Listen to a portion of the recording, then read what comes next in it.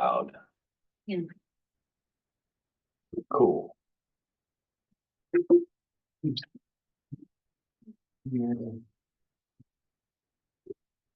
All right. All right, I'm gonna give you guys things in the order that you can handle them. When you give too much too soon, people get ahead of themselves. So we're gonna do it one at a time. Dane, you start though. You got a listing presentation or listing packet already? Yeah. You got that? You're good, you're good, you're good, you're good. Someone didn't follow the rules. We won't mention names, but it does rhyme with breed. Let's see. Fine, something else. Great.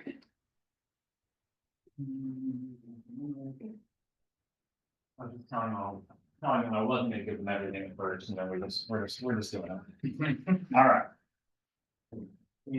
Thank you. Mhm. Oh, hey, how's it going? Grab at least the one on the far right. That's where we're gonna start, Cameron. Thank you. All right, well, welcome to our 7th annual education day. No, this is our 7th one we've done. Thank you all for coming out. We're lingering on like our last couple of days of temperate fall. I don't know if you guys have watched the 10-day, but it's about to become Ohio fall, which is, yeah, Don't say that. I think Thursday we're gonna get something, but it's just gonna be wet and nasty, which is like, okay, if you're from here, we know that this is what you expect. Our neighbor is in Cabo right now, like, when are you coming back? He's like, Thursday, I just saw the 10-day, I'm like, that's why you don't go to Cabo, that's why you stay in Ohio. Exactly, my wife, who is from here, she's like, the best part about like being from Ohio means you're a great traveler, like, because everywhere is awesome. If you're from Colorado or Florida, you're like, this isn't awesome, but Lake Erie is what we've got. Man, this is so cool. So today is all about listing presentations and mastering the listing process. Some of you are highly experienced and some of you are newer to the business, and as is true with any of our trainings and educational environments, our hope is that if you can pick up 2, 3, 4 things that change the way that you think about things or change the way that you do things to help you be more of a professional and serve your clients at a higher level, then that's a win. So we're going to kind of follow the arc of the listing process. So you don't start the listing process with a listing presentation. You start with a conversation where you learn about it. So we're going to talk through that in a minute. Antonio is going to walk us through kind of the how do you prepare? What should you look at? What reports can you look at to better understand kind of how to list and how to educate your consumer? Sam Holmes and Aaron Roby are both in appointments right now, but they're on their way and they're going to walk us through how they kind of actually have the appointment. We're going to talk a little bit about paperwork. Amanda's going to jump in and talk a little bit about how Command can be a resource to us. So it's kind of a smattering of listing related activities that hopefully help us to sharpen our skills. Before we jump in, I would love to hear from 3 of you. What makes today a win for you? What thing can you take away? What topic within listing is most interesting to you? How can we serve you today? The prospecting of new listings. Okay. I'm gonna say that, for me, it's like the close. I've been on many listing appointments where I'm like, oh, I'll follow up with them. I don't Yes. ask for the signature, and Yes. someone else, oftentimes a KW, gets that lead somehow, and they were someone I knew and could have worked with and seemed like it was all good. Yeah. And then I lose it. And Yeah. I'm like, what in the world? And I literally, the last one I went on, I like modeled it after Jeff Glover's exactly. I even like fudged some things I could do that I know I don't do. I was like, well, if I get this, I'll do it, like rent him a moving van or something like that. Because I was so, I've studied it immensely Yeah. at this point, and I'm disgusted with my conversion. Mm. Either I need to get out of this business or I need to make that work. No, I So- really appreciate you sharing that, Kim. And Yeah. you're not alone in that. I think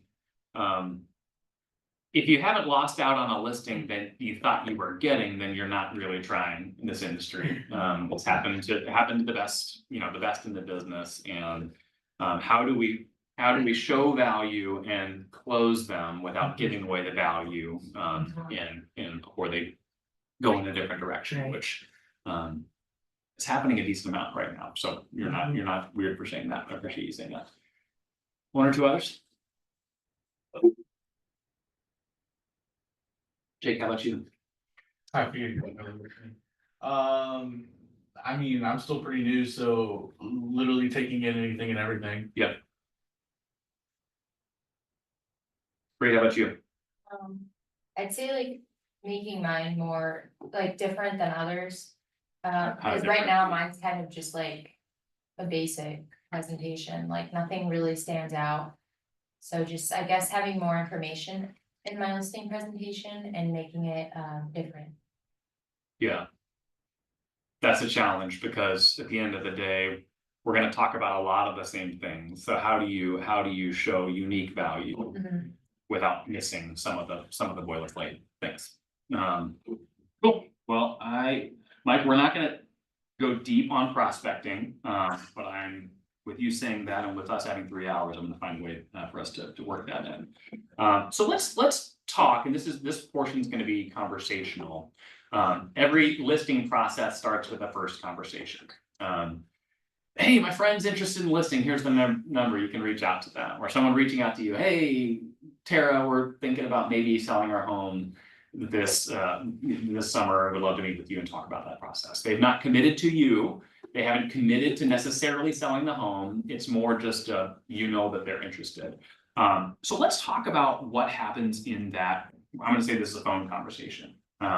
I'm gonna argue that having a good phone call before having an appointment is gonna go a long way. Some people say, hey, great, you're interested in talking about this, let's just set up a time to meet. I'm always wanting to sit down, having some context. I think if you're sitting down cold with someone who, I don't really know you, I don't really know your situation, but let's talk about it. I think you're missing out on some opportunities there. So let's chat for a minute. When you're having that first call, you know, let's say a friend referred you to a friend of theirs who may be looking to sell. What information are you looking for in that conversation? Let's just shout it out. Name, phone number, address. So the key data points, Yeah. absolutely. Yep. Who are you? Where do you live? And how can I continue to communicate with you? What Their else? favorite things about the house, maybe, how long they've lived there. Sure. Why are Any you moving? improvement? Yeah, Yeah, okay, their why are you selling? motivation. Yep. Where you going? Where are you going? Where you moving to? What else? What's gonna make this a successful transaction for them? If it's monetary, if it's timeline, if it's, you know, in line with motivation. right? That's an exceptional, so this document here is a place to take notes, there's not really any information as much as what we're doing. What would make this a successful transaction for you? That's an exceptional question. I'm guessing you asked it exactly that way. Yeah. Take us deeper on that, Nick. Why do you like that question and It lets you know where the client's at, it gives you an idea of what they're looking for, and it is a very good way of opening the door of what the background is on why they are selling. Yes, I think that's another way of asking, why are you looking to move? But that gets them right into talking about outcomes, which is a fantastic question, because some people are, when you ask that question, it's kind of like at an open house, I encourage folks, don't say, are you working with an agent? Ask, where are you in your home buying journey? And they're gonna talk about, oh, yeah, my agent and I have been looking, like they're gonna share that, we're gonna operate ethically, but ask more open-ended questions to get into their thinking. But what makes this a successful real estate transaction? So, well, my mom just died, and you know, like they're gonna tell their story in that. They're gonna say price, or they're gonna say, hey, so long as we can be X by, you know, we can be at this new place by this time, they're gonna share that with you. What other information are you looking for? No, go ahead. I was My- gonna say, how much they owe on their house, like a round number. Why is that important, Tara? Well, like for instance, we had a listing Sure. where they didn't realize that they had a second lien on the house. So in order for this transaction to go through, they would actually owe money to sell their house. So if we would have known that information up front, Yeah. we wouldn't have gone through everything. I think that's a great question, and some of you may think, that's a deeper question that belongs in a sit down. I'm with you, because after the initial call, we're gonna get into data mode and what is true. And if you're thinking, I don't know, they probably owe less than it's worth, because that's what's been true for most of the last 10 years. But find out that there's a lien or that they did something to cause them to be underwater, that's gonna totally change your. And then that you're obviously relying that they're gonna be truthful with you. Yeah. What we did. Yes, is You hope. that one of your questions? Are you telling me the truth? Yeah. I want them to feel untrusted in that first conversation. Antonio, what were you gonna say? I like to ask, like, if they have any idea of the condition of the house, that way for the next step when I'm pulling comps, I can. They say, no, it's all original, that I can toss out all the. What, is there a specific question that you asked to get at that? Cause that's a subjective thing. No, because yeah, it is very, so if they say, yeah, I said, okay, well, what do you mean? Yeah. And I said, does it have new HVAC, is the roof new, like the big ticket item, yes, then, because paint, I don't care, that's. Someone doesn't like gray, I'll buy you a can of paint, it's no big deal, Sure. can be changed, but. How would you describe the condition of the home? You would be maybe an open-ended way. Yeah, so I would say, look at your finishes, do you have like a hard surface countertops, has anything been replaced, is everything all original? Then Yeah. I'm thinking, okay, we've got grandma's house probably, which is fine. Yeah. But I obviously can't price it here. And we'll get in that with, the stats wise, I can't price it here if your expectations. Here, when Yeah. the reality of the numbers are showing it's only worth here. It gives you a framework for what to kind of Right. demerit them when you're looking at Right. comps. Sure, And then another one too, maybe like who owns the house? sure. Is this the only owner? Cause if it's going through an estate, there's probate, then are those people married?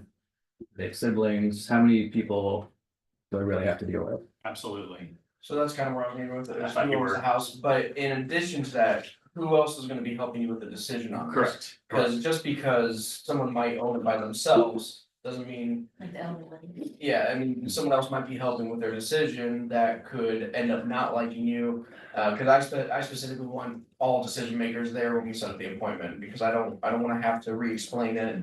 And they try to relay the information again, and it just creates for extra appointments that don't need to happen. Yeah, Jake, what were you gonna add? Oh, I wanted to know what kind of person they are. I wanna ask them about themselves. Because that's kind of gonna give you a prelude to how the whole thing's gonna go in the first place. So how would you ask that? So tell me about yourself, or what do you do? Like, how are you gonna get at that? Yeah, kind of tell me about yourself, what do you do for work? What's your family like, stuff like that. I think that's a great point. I think Absolutely. that tees you up to be more prepared for the listing experience, appointment, for sure. I think the who owns it and who are the decision makers are related to different questions. I had a situation, I'm sure if you've, done a handful of listings, you had something like this where it was mom died, it was her home, she lived in there for forever. I go to church with the son and his sister were co-executors of the estate, but they had 3 siblings who were beneficiaries of the estate. So in that situation, who would you want to be meeting with at the listing appointment? All of them and their spouses. All 5 of their spouses. Anyone want to push back I on guess that? unless they That's a really lot of don't people. care, I mean, there was one listing I had that, it's one I lost, you guys looked at it before. But they had like 3 siblings and spouses and all the things, but one was in California and he genuinely didn't care. And Sure. so he was like, oh, I like you. I'm Yeah, who are the like, stakeholders I and who would vote for cares? you staying, Right. but I don't Yeah. care, That's different. you know what I mean, I vote for you still being in charge, but I don't care. Yeah, I think a way of asking that is who is impacted, who's most impacted by the decision here? And obviously. A whole family could be impacted, you don't need to have kids and dogs show up to a listing appointment necessarily, ideally. They're watching a show in the basement, but understanding who's impacted, I think is key. The route that I went in that situation was my first appointment, I did a 2-stepper with this one was. With just the son and his sister, just the people whose signatures mattered. Because I wanted to understand, like, 'cause I'm like, wow, 10 adult opinions are gonna be involved here. But I don't want 10 adult opinions at my first time interacting with the people whose signatures go on. And so I two-stepped it basically because I didn't wanna sit in front of a committee my very first time. I wanna warm them up a little bit. But there's no right way. Any other things that you're looking for? Yeah, Tara. How much do you think your house is worth? Mm. So. We typically say like, obviously we haven't researched your house yet, but, you don't wanna go into a house and they think it's worth 300,000 and you're like, the market's kind of telling you it's 150. So you can kind of prep for that. Mhm. I think one thing too is also a lesson we learned is knowing when to walk away from a listing. And that was a hard lesson learned for us, because we had a client that would not hear us out. The house was maybe worth 50, 60 grand, just because of the state it was in. It was a complete gut job. And she would not list for anything less than 120. And she's like, I'm only gonna give you a month. Yeah. And looking back after having paid for pictures and doing one open house, I refused to go in because it was all moldy. I'm like, you know what? Goes rock from the get-go. Yeah, I was like, saying, hey, you know what? If you're not really gonna work with us, it's okay to walk away. Yeah. So. Yeah, and you might have a sense of that in the initial phone call, but you're not gonna really feel that more deeply until you're sitting down with them in that moldy space and realizing how far apart you are from one of those ventilator, No, I don't ask in there, I've been there, but it's not worth it. Not all business is good business, so Yeah. I think the sooner you can learn that and just be okay to walk away, it's not hurting you. Let's walk away. camp on the question, because I'm glad you said this, Tara. Hey, Sarah, no, yeah, how much do you think it's worth? But anyone, is that all, does everyone ask that question, or do you ask that? What same would you question? pay? What would you pay? What If would you you were, pay for this if you were a house? buyer today, what would you pay for this home? That's a same question, but asking it through the lens of. It's vetting their reality. Are they in La La Land thinking their house? See, the thing we have as agents, we're unbiased. We have no blood, sweat and tears in this house. We just have what the numbers are telling us. So I'm very geeky on the numbers, which I'll show you, but Yeah. that's why I ask them, especially if you're about to sell this house and they're also gonna buy. I always like to get them out ahead of time before it's listed to get their feet wet, and then kind of gets them in other houses in these price ranges. And then I ask them, okay, we've been out. Now, would you pay this for this house? Yeah. And if there's like, oh, there's holes in the walls, water stains, and I'm like, okay, obviously you wouldn't pay that for this house. So you don't tell them that in that way, but it gives them a perspective into their competition, really, and then where Yes. they're gonna stand out if they do nothing. to it. I think you can ask either question, and I think you're wise to ask some form of that question in the prep call. This one primes them it sets them up for like, hey, I don't care how you feel about the house, our job is to sell it to people that are interested in this home, and I want you thinking through that lens. But asking it the more like, what do you think it's worth, which is the more on the surface question, just requires you to have a better conversation at the listing appointment, which is essential. Anything else? I feel like it's just really to prepare them, like, am I bringing bad news or good news? Yeah. That's how I kind of view it, that's why I always ask it too. Mhm. I usually follow up with, how did you arrive at that number? Sure. Just to know what source they're using for this. Oh, Zillow. yeah. Oh, Right, Zillow. yeah, Zillow, or, oh, the neighbor's house sold for this, and this, okay, how's that one comparing? Kind of, Yep. what I need to focus on as far as monitoring. Yep. I think that's a good list, and hopefully you've jotted a couple down as we go. This call is all about fact finding and building a little bit of rapport. And I think if you come in as an interrogator, they're gonna, he's probably good at what he does, but I didn't feel like I connected with him. Right. Hey, so-and-so, this is Mark. I got your number from Mike, who said that you're interested in selling. Mike, thank you for the referral. 25%. Yeah. I'd like to take 10-15 minutes to better understand your situation, a little bit about the situation of your home, and then we can talk about next steps. And then you're going into that. How quick are you looking to set an appointment after that initial call? Right away, as soon as they can. ASAP. For me, I tell folks my ideal situation is meeting with you months before you ever sell your home. Because there's so many things to consider, and if someone says, oh, well, you know, here we are in November, I'm not looking to sell until June, why don't we meet in May? I'm like, oh, can we meet now? Because let's talk about what's going on right now, I don't know what's happening, and we can't agree on pricing for June at this point. B, there might be things that you need to take care of, there might be added considerations, there might be other stakeholders we need to talk to, so the sooner the better, even if they're months out. So if you've got people who are in that, oh, well, let's next spring or next summer, now is still a great time. Cool. Well, Antonio, I'm gonna give you the conch. So, we Uh, have, where's the remote for this? I'll get going. So so we've learned about them a bit, we've learned about their priorities a bit, and now we are back home. Yep. Or at the office doing some prep. This is where you get EP. So like I said, this will help about helping you determine that not all business is good business, because really. Like Mark was saying, have those conversations, be a good listener, because keep in mind, when you're on these calls or appointments, it is always a two-way interview, or it should be. They're just not there to interview you. Find out if they're realistic, have the proper expectations. If they're not, walk away. Don't be afraid to walk. Cost you nothing other than your time versus photos and respiratory issues and all that kind of crap. Don't be afraid to walk away. Tony, this house was fuzzy. That's Fuzzy. Oh, I know what you're talking about. Ew, like no fuzz. This is training room. I think we need to That's training room again. What's the? Yes. What's your national? Is Is it still on market? No.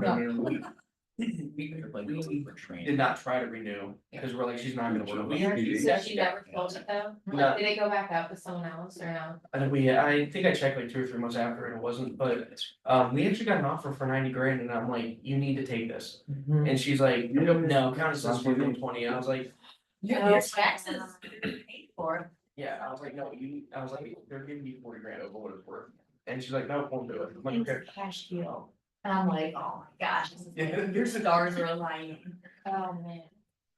All right, so everything I'm gonna show you, a lot of it's already done for you, so, and I'm gonna give Trisha some love. Anyone know Trisha Adams from, she's our star girl? If you go to star.realtor/blog, she posts every month on the first Friday. She posts monthly stats, she gets them directly from the MLS, and then mid-month, she does the same thing, so if you wait till around.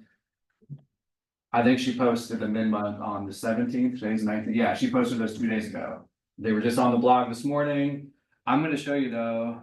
She always says, no one reads the email, or she really hates when people say, I didn't read the email, I didn't know. So I'm gonna take a minute. If you go to your inbox, this is what they look like. I didn't get that. Yes, you did. So I'm gonna show you 2 things. So all you gotta do is to search Trisha or search Star. This is what they look like. So 2 things. If you click right here, this is where I'm talking about. Otherwise, if you just scroll down to the bottom, she has them right here. You can just download them. She has it done for you. So a lot of stuff she showed you here, the sold listings, average sale price, market time. I'm gonna show you where she gets those. And you can start using them, but she does 3. I think she does Stark, Summit, Carol. Trumbull, and Carroll. Trumbull, Okay. yeah. But you can do anything now. So right here, if you go to the email and you click, this takes you to the blog. I will say, I do get the email and it does help because going in with some recent listings we've gotten.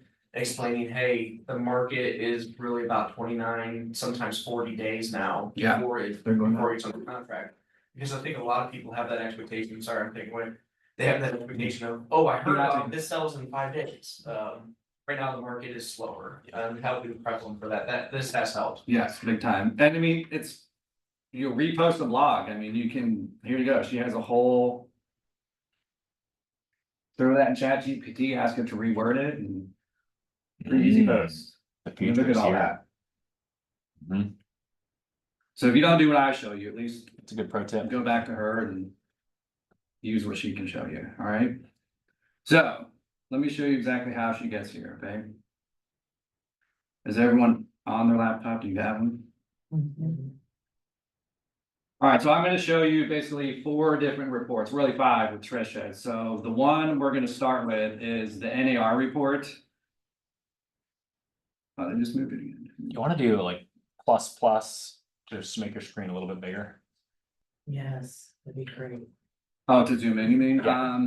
I can show you. There you go. Like that, I should do it. Yeah, there you go. that's good. I mean, I know the hotkey to do it, so, you know. Pretty fast. Is that, do you guys want me to go bigger? That's okay. That's good. Alright, so if you go. How'd I get here? Right here, you're gonna wanna click on the NAR report. Okay, so keep in mind, well, you can do 2 different ways. So normally what she just showed you for the market stats, that's only the sold data. Okay, so I'm gonna walk you through that, but once you can figure that out, then you can apply this to listing appointments and you can go up here and enter that house and kind of figure out where comps are at, okay? But for the stats, for solds, make sure you unclick this. You only want sold data, okay? So I'm gonna show you, I have a spreadsheet already. Some of you have seen this before. Nerd alert. Yep. Looks like that. That's where that formula will come into play. We'll get there. All right, where was I at? Many tabs. Okay, normally I only do residential, so I unclick all this stuff too. Okay, and I do by the month, so here's where you change the month, okay? So right here, I'm only curious on what happened in October. Wait, how did you change the book? Go into the date. Oh, that's cool. Yeah. I'm gonna clear it. Get out of here. Have you picked an area or it's just? Not yet. Okay. You see this right here, Mike? Normally it's it pops up 1 through or 0 through 180. So just go to the calendar and you can pick anything you want. You have to do a start and end. Yes. Oh, that's cool. So right now, we're gonna do October update, so I want from the October 1st through the 31st only. And then I've already got a couple of these filled out, so does anyone curious on an update in one of these cities, or is someone about to do a CMA somewhere? We can just do it live right now. No one? Alright, well, let's just do Massillon and see what the hell happens, okay?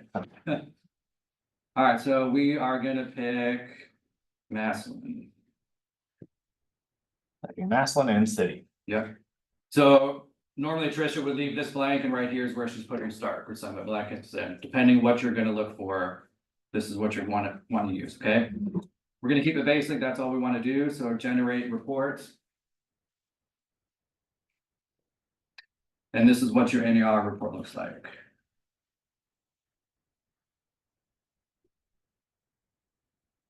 Wrong thing. You give this report to your client or you just go over this information with them?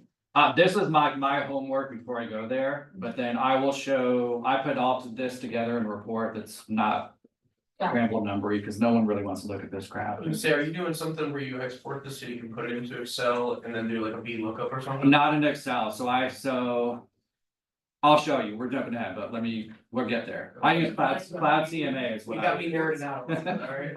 I use Cloud CMA, okay? Okay. So this is great, because obviously you can see what the breakdowns were by price range. But right here is where all the meat and potatoes are, so right here, it shows you in that month. We had 54 units sold. Gives you the day on market average was 37 days and your average sale price is $239, okay? So you obviously need something to compare these to, so what I do, this is why I have the spreadsheet. Got 54 homes, Market reports at the top 239,900. right tab is where you're going. 239,958, We're getting nerdy in MLS now, Lori. 37. I just basically know how to do the basics of that. There you go. Okay, this one, I don't think this report, this one I have set up to show the square footage, but I don't think this report shows that. No, okay. The other thing this shows that I like is right here, it shows you the types of buyers that happened in that month. So right here, you can see, oh, that's crazy, cash was number 1 in Maslin, that's crazy. That's like almost 30% That's of the insane. transactions in Maslin last month were cash. I don't know the last time I've seen it, it's always been conventional cash, FHAVA. Yeah, Well, no, they're 26 conventional over 15. Yeah. Oh, that's right, normally it does have it more, but weird, okay. But you'll see, these are gonna change, so if you're doing business in Kenmore, and Kenmore's lots of investors, you're probably gonna see more cash. So that'll help you too, if you got this, like that house, hopefully was only. You know, as is the cash only buyers, That's really smart, because then you can say, but we're gonna say, probably expect an Right. FHA, so these are some of the repairs to take care of. correct? Okay. That way, in that case, hopefully, like I said, it was as is, you weren't accepting VA, FHA, if it was that bad, then you can say, okay, we typically have a higher number of cash buyers here. Or I can tell you right away from experience, it's not gonna pass, so, Nice. okay? Do you do it more by city always, or do you ever do it by school systems or no? I do everything, I'm just, right now, I'm just doing the Okay. basic, but Okay, then you sorry. can get Just real checking. geeky, you can go down to, you can even go Okay. down to neighborhoods. Okay, well, So, like, I live in Bobolink, we have probably about 1,000 homes there, so it's huge, so that. You know, I'll mark it and you can draw maps, but the same ideas and concepts apply, you can do wherever, so I'll show you, go back to. You just change your criteria from city. To school district here, subdivision, whatever, okay? But every report I'm gonna show you, they basically have the same information, it's just laid out differently, some will show maybe one or two more things than the others show you. That was the NER report.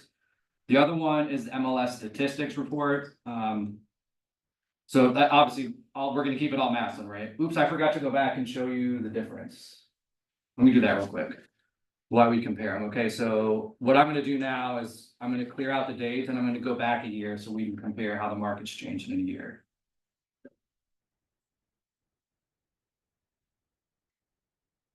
Okay, there's October 2023.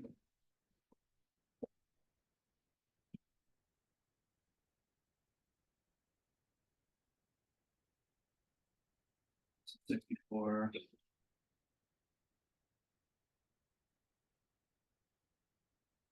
Cash and conventional almost all the same, 23 versus 15.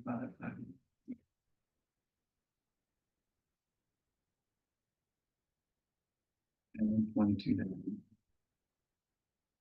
Okay, so this is why you're gonna wanna do, you have to have something to benchmark them or compare, you just can't say, how's the market, it's great, we sold 54 homes, well, okay, great.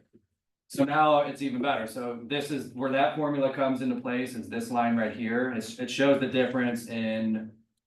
Represented in a percentage change. So right here, this is 2024, last year we sold 10 less homes in that same period. Which represents a 15% decrease, does that make sense? So that's what that formula is, it's not always gonna be C2 and C3, that's just based on, I think, right clicked at the time. For this one. But same with price too, like this is why you wanna look at that, you had a $44,000 increase in 1 year in Massillon. So 22, almost 23% increase. That's So- wild. Right, so a lot of times people just start here, they say, oh, we only have 54 homes and this is your sale price, great. But now you can take it a step further, do a marketing update video or send something like, hey, did you guys know your values on average are up $44,000, 23%. That's where they're more impactful when you kind of look at the numbers and deep dive into them. This was not surprising though, your days in market were up almost 2 weeks. But you can do this monthly, I mean, you can go, like I said, this is just by year, so I can compare this also if I wanted to compare it to the prior month, September. Or you do a year to date too, to see where you're at. Okay. Alright, so let's go back, I will show you how to do. The MLS stats, so if you go back, you can start at home. Oops. Same thing, I'm only gonna want solds. But you were asking, Kim, if like neighborhoods, if you're doing a CMA for someone, I'm gonna do everything, I want comps. Yeah. For actives, contingents pending. You're still in stats or? Yeah, so I went home. Yeah, go to your homepage and then go on, just do a residential search. Oh, okay. Then same thing, we're gonna keep the dates, October. Make sure you change that date.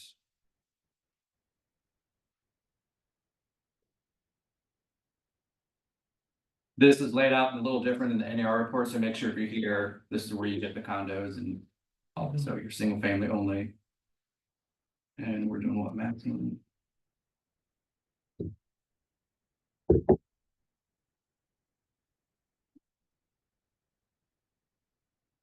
Okay, so once we hit our results, if you do all, and then if you go to print. You were gonna want, let me go on. It's this one. So, Nope, that's- did you get a different number? I think it went down by one. Mine went down to 50. Right, what did we have the first? What did we have? 54? 50. No, that's not it either. Oh, right there, the MLS statistics. Did you check all of them before you hit print? I did. I wonder if that's why I didn't.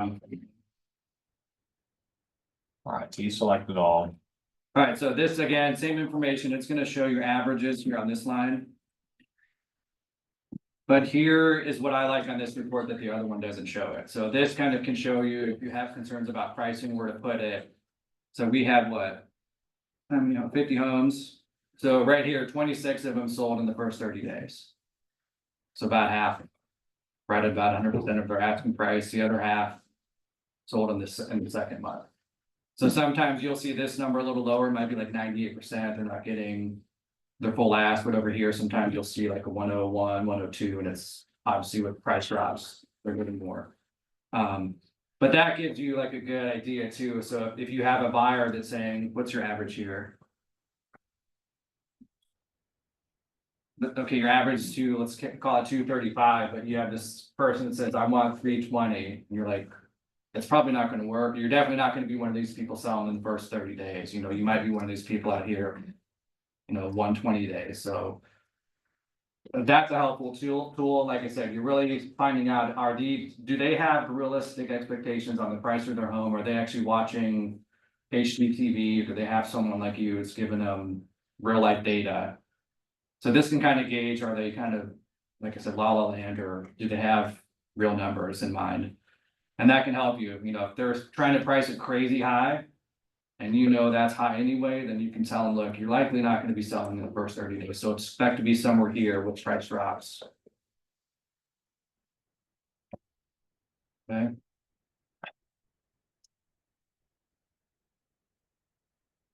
So that was, just so we're all clear here. That was the same search criteria, so it Yeah. was sold within the same period of time. Residential, single family in Maslin. Right. You ran that search, you selected all, you then went to print. And then in there is a drop down of the different types of Yes, reports, and and then that was that the MLS statistics report. Correct. Yep. By city or just report? It was It was MLS statistics. just I MLS think statistics, so yeah. it's. Two down Oh, from the I city got you. one. I see it. So, Antonio, when are you applying this in your conversation? Is this on the phone or is this in person? No, this is for me, I don't have much time doing this, like, I don't wanna waste their time listening to me just hit keys and kind of like I feel I'm doing to you right now, but like, imagine you're on the phone right now, it's be awful. I would never do that to them. Close your eyes. So yeah, this is just more for me, like, once I have the address, I can able to do, this is kind of how I'm starting my CMAs. So I may This is start, homework. it's my homework, yeah. Well, that's So when I'm setting up the appointment, I'm fully prepared with them, I'll probably take them this. I'll print a copy of this. And I'll show them, that way I understand, like, okay, where do you want to sell? Because if there's 4 houses and we're about to be 5, I tell them, do you want to sell first, second, third, fourth, or fifth? And if they say, well, I want to sell first, but they're priced way the hell over here, and I know with that price, they're probably gonna sell here. You're not gonna sell first. So it's really more about honesty, presenting the numbers, because like I said, we're not creating the numbers, the market is. And the appraiser is looking at the sold numbers too. He doesn't care about what interiors you put in the house, or you think it's worth 50,000 more than it actually is. When you're doing your homework, are you doing, like, if you find out it's a colonial, are you matching it to colonials, or are you doing the general market? I always go very apples to apples, so if I do know it's a colonial, I'm starting there. If I'm not getting enough comps, then I'll open up to more. But especially if it's a ranch, I'm gonna only do ranches right away, because those are gold mines, they're gonna obviously go more, there's more cash involved. But yeah, like I said, I get real geeky, I do get down to homes, I try to get as close to the number or I get broad, you know, I usually do a city, I will do a school district, and then I'll get, I'll do the radius search.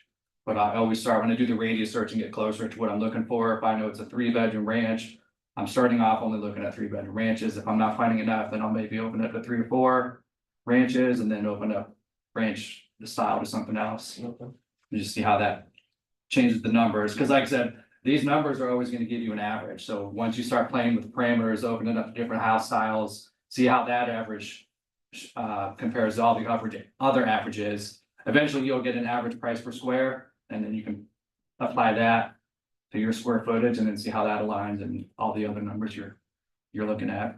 Do you ever use RPR? I don't, I probably should, but I'm just asking. yeah. All right, what are we doing? The stats, but okay, so if we go back. Everything's the same, criteria is all good. If you go right here, the very bottom. Click the stats button and then tabular. This is very dry to the bones, it gives you only this, okay?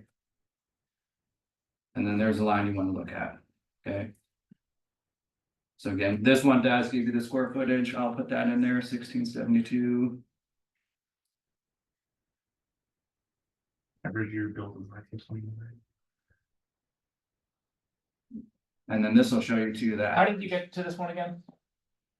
It's at the very bottom, once you got everything selected Once here. it's all selected, okay. Go down here to the bottom under actions and click stats, Tabular. tabular. Dude. There. Felt like it had to be said. So again, it's showing you the same numbers we've seen before, the 240, 35 days on market. Where's the close price, 240, 216, which I thought was in there. So I have used that before. One thing I do like about it as well is the list price versus what actually the original list price. I'm sorry, list versus sold. Being able to kind of prep them for what could be a reasonable offer as Mhm. well within the percentage, like, okay, if it's 95%, it's not out of line. For what's actually happening in the area. So you understand what to do with these. You're not just pulling numbers just to pull them, like that's great, like what does this mean? How do you explain to the seller? You know, you're not leaving money on the table, you're likely gonna get a great offer that's over, if you price it here. The fourth one, what am I showing you now? Oh, then the quick CMA, so if you've got everything selected, just like you were. Right here, the quick CMA.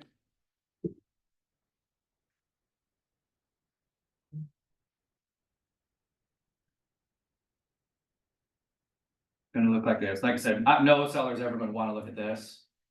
If you have like you guys done the personality test, you know, if you get a high C guy who's real geeky into numbers, they may want something like this. That's the way I have everything with me.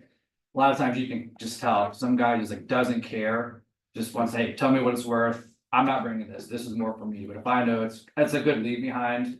They really wanna take their time to look at all this crap, let them. But I'm not bringing it, I'm not gonna bust this out if this is just gonna like overwhelm somebody. But here you go, there's that number again, 240, 216, these are all the averages. So it really depends honestly on you, like, you're gonna see the same numbers everywhere, but you're not. Just like I said, some buyer who's a C versus a D, it's gonna be different, so what are you comfortable with understanding and explaining? And then showing, and then I'll show you, you're asking what I do with all this, Mike. I use Cloud CMA, I have to, this is a different service, but what this does. Add on through the MLS. That you pay a little bit for. Blah, blah, blah. How much is it? I think it's like $42 a month, I wanna say. Does anyone have a house now? Like Yeah. listed, I can give you an address, Yeah, go for it. 9466 Barrel BERYL. Don't call her seller, guys, okay? I can't because it's my father. What did you say? Barrel Mills? BERYL, it's in Mansland. 44646. I just need a subject house, so this automatically pulls up all your data like right there. But this, if you've ever used just like the MLS. Like CMA reports, I didn't pass, I just didn't like how they looked, Yeah, Cloud CMA is sleek. yeah. I'll show you what, like here. Obviously, this has way too many, I wouldn't put this many, this was a whole city updates, but here you go, it kind of shows you this house right here is where you are, this will be all the comps. Can you zoom in a smidge while you're doing this? Yeah, I'll show you on the report, Okay. but yes. So right here, I always add the extra photos from the MLS, and then this is all I do, so that took me what, maybe less than 30 seconds.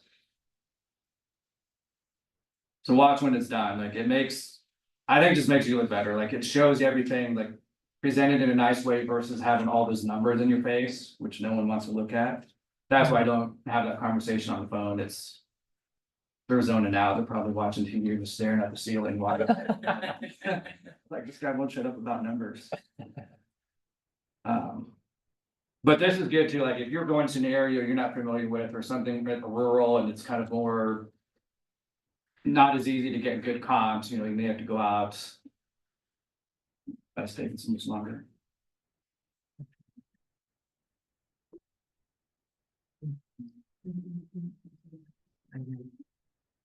Well, when that loads, I'll just show you.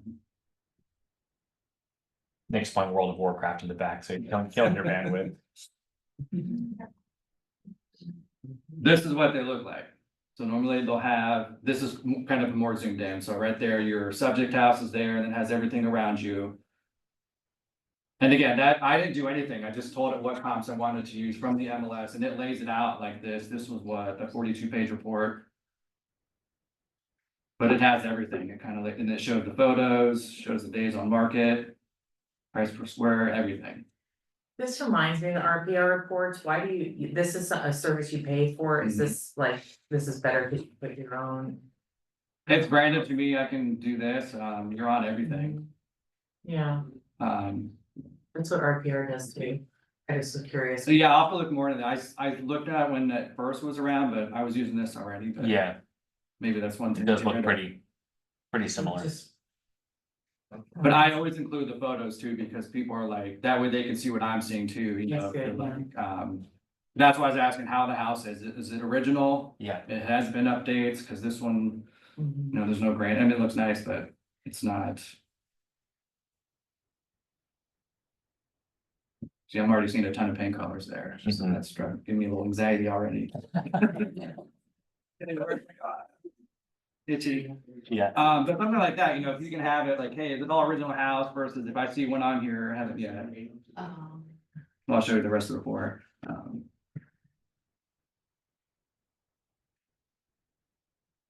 Yeah.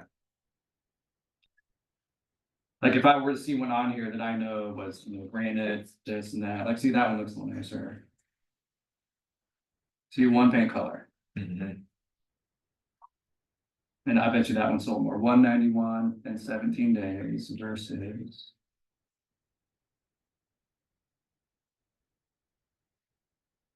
130 and 20 days, so Mhm. I don't know if that's a truly comp, because like I said, this was just a more market update, so.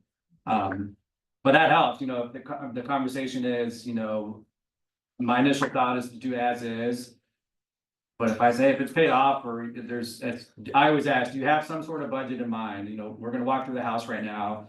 Is it okay, can I point some things out that I'm a buyer, I'm pretending I'm a buyer. If I see. You know, if I have wet spots in the ceiling, I'm gonna say maybe fix that, especially in a first time buyer situation, they're always gonna assume the worst, water is awful.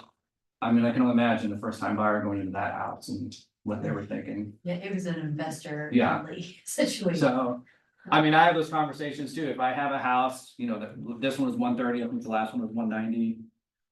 If that truly is the difference, say, hey, you know, if you can invest X amount and it's only gonna take. Few weeks, maybe it's worth that prior investment Mhm. to get, in that case, 30 grand difference, whatever, so. And Tony, do you have, when you're at the comps phase, Yeah, that's gonna be, is there a number that you're looking for with regards to, hey, I wanna have at least this, but not more than that, as it relates to comps for consideration? for pricing or for size wise, I guess, so I always For try to do pricing. like a plus or 10% range on the size, I'll give a little leniency. Okay. But for pricing, I don't know, I always go in there with the range, Sure. I don't like to be a hard number because I would. Sorry, I mean number of comps, so like how many, what do you Oh, want your yes. data set to be, ideally? Good ones, okay, so I wanna have more souls than actives and pendings, because. Like the Otter's looking mostly, or not the Otter, the appraiser's looking at the souls. Hopefully you can tempt them with the pending, but that's really the conversation, so the more souls I can find, the better, if I can have maybe, it depends where you're at too. Yeah. That's gonna be a huge difference, but. I don't know, at least 5, 6 would be on the low end, I would say, Mhm. but if you're out in a rural area, you're not gonna get. And I would argue too, you can have too many comps. Oh, yeah. And so I think as you're running your searches, it's like, for me, if I'm north of 25, it's useless. Or it's, that's just fluff. And so, can I winnow the radius more? Can I trim the square footage more? Can I adjust the acreage to account for that? Yeah, if I'm not finding good ones, and another tab I have open always is like the Otter site, so if I look at the details on the house, if I know it's 2,000 square foot. Then I may limit this to 2,400 square foot and less. Yeah. Something like that. Mhm. If you're on the border, sometimes, the school district will make a little bit of a difference in the price. Yes, Sometimes I've seen where you're on this side of the highway versus this side. Yeah. And that does make a difference sometimes, so. I think if you're in a unique-ish situation, my encouragement is to find the thing that's gonna be most attractive. If you're waterfront, you're gonna be filtering based upon lake or waterfront. If it's Yeah. got a pool, you're gonna wanna factor that in. If it's got a lot of acreage, you're not gonna look at half-acre lots, if this Mhm. one's a 10-acre Right. lot. So like, what's the thing that the ideal buyers can be like, oh, this was the selling point, and ideally, if you can create 10 to 15 comps based upon the selling point, then you're probably in a good. Yeah. Assuming all the other factors are Right, close. yeah, if you're in a neighborhood, it's gonna be no problem finding good comps, but if you're out in the boonies, it's Yeah, a little different case. But I mean, really, it all goes down to finding the good number, so if you start broad, that's like I said, I usually do a city, school district, then I'll start here with the address. I like to keep them like a half mile, sometimes you gotta go more. yeah.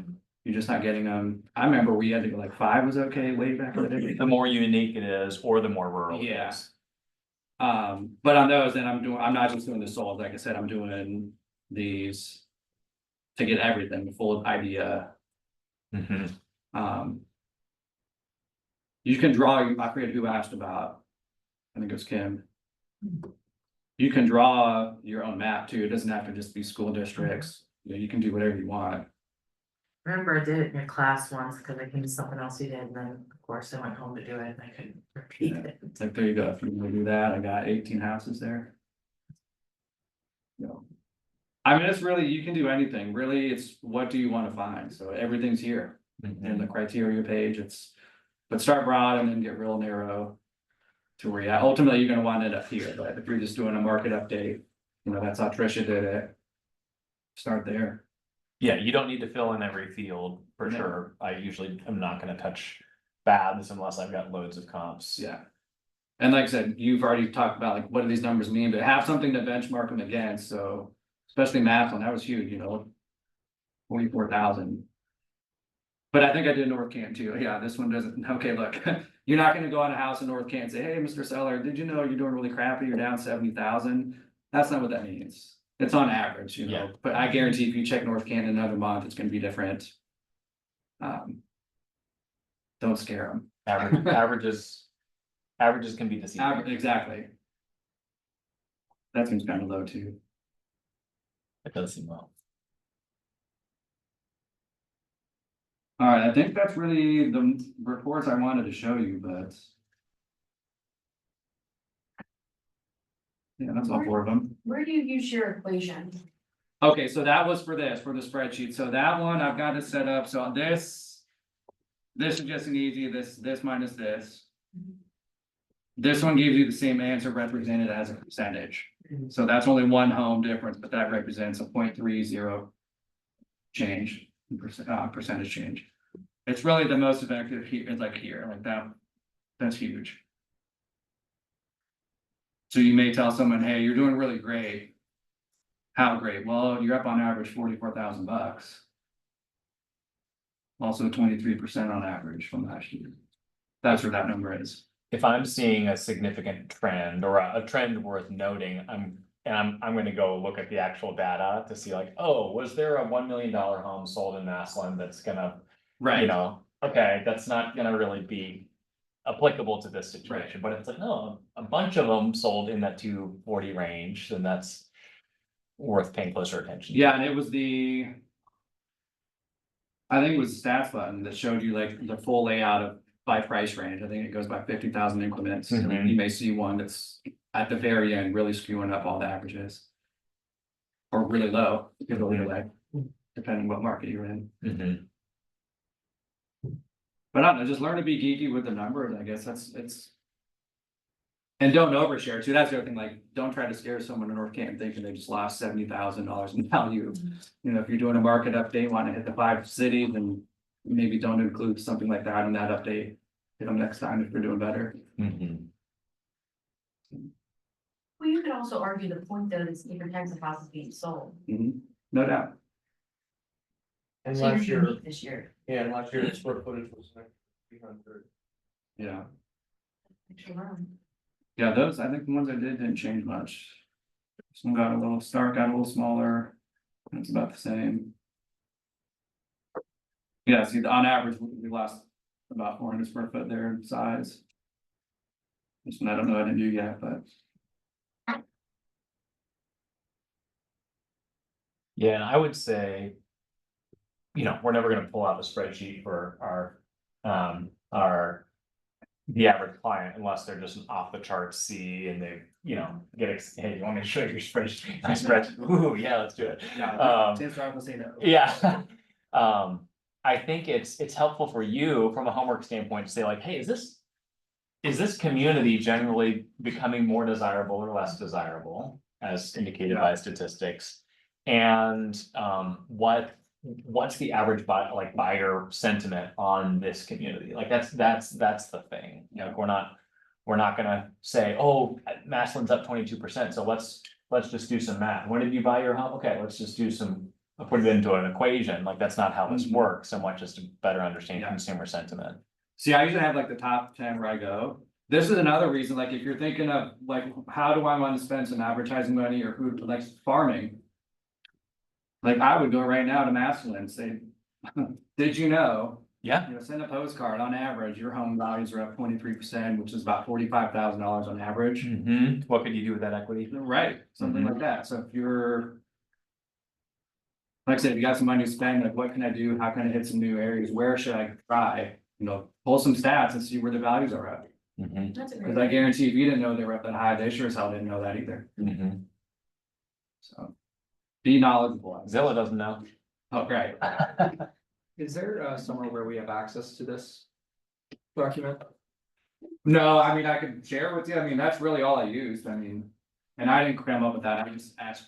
I told ChatGPT what I was looking for and it gave you that formula. So I stepped out for the 45 seconds when you explained that formula. Can you walk us through exactly what that is? Yeah. again? So this, like, let's say for North Canton right here. So all I'm doing is you have to plug in the numbers here, right? You're doing that yourself based on what I just showed you. And then I have calculations I wrote in. So this one is just a simple. This minus this gives me that. I shouldn't do that because it's 0. So this minus that is this. Yeah. So then I went to ChatGPT and I said, okay, how can I show this change shown as a percentage? Oh, okay. And it spat out that formula. What's the ABS bit? I think it's the absolute, so it takes out whether it's positive or negative. Oh, So you'll know here, I see a 70% decrease, so I know that's a That's negative. 20% drop. Yeah. Have you ever done any research into doing it as a query? Nerd alert. No, That is a queer. So SQL. So what you can do is actually build it to set up to automatically pull from the MLS directly, and you build in the formulas and you just hit a button and it goes and does exactly what you want it to do. I'm just curious if you've had any issues with the HTTPS on I speak Spanish too, but that's a whole nother language. I'm lazy and I wanna find the easiest way to pull this information with the click of a button, so. I don't know, I've never done that, I wouldn't know how to do that. See, automatic's the way to go, I mean, that sounds nice. Which cell has that formula in it? The bottom rows, like for each one, like this bottom one's rows. 13, this one's 9. If you click on that too, you can see right there. Yeah. Is that same form. But it's not always gonna be C2, that was just my example, I think, let's Right. see, that's. the- Whatever the for column this one. is. Yeah, Yeah. so I think all I did was I started here, this one was B's, and then I just copied the formula over. By doing that, you know. Yeah, Got it. I try to update this every month, I'm guilty, I don't, Mhm. I try to. Well, and if we think about our job is to be the local economist of choice, like for you to build this in as a monthly rhythm is underscoring that. And you can use it as a graphic that you share out, you can use it for farming, you can use it in your conversations with people that you know that live in those communities. It just positions you to be more of a professional. Like you can make your own Ds, like you can brand it with that Lex on there and. Now you know how to do it, you got a graphics person or go to Canva, All the arrows are pointing up apparently. right? I'll get sued for misinformation. Right. Yeah, always preface that, when it's from the MLS, you're not just making this up, that we know when you yell it. Alright, I think that's all I got, I don't know how else to I wanna share show, how to use this, I guess. show one that's been helpful for me, if you don't mind. Yeah, go for it, Nonetheless, just while we're doing prep, I'm actually going to showing time.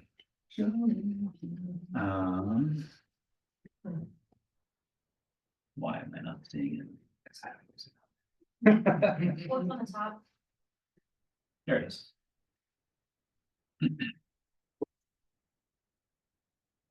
So showing time is obviously useful for getting into listings and managing your listing showings, but it can also give you data. So you go into showing time. In reports on the menu there, it pulls up these ranges. And so you can get, as we're thinking about, okay, Mr. and Mrs. Seller, let's talk about what you can expect in this process. Does anybody use these reports in their listing? Okay. Dabble with it a little bit. Okay, cool.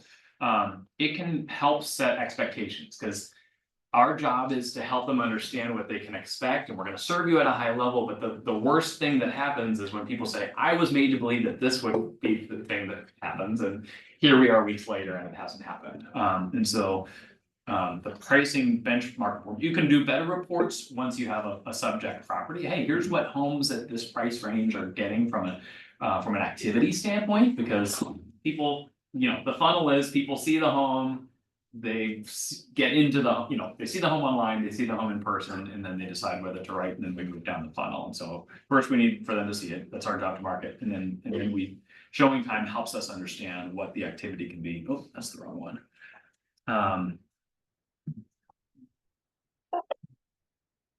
Thank you.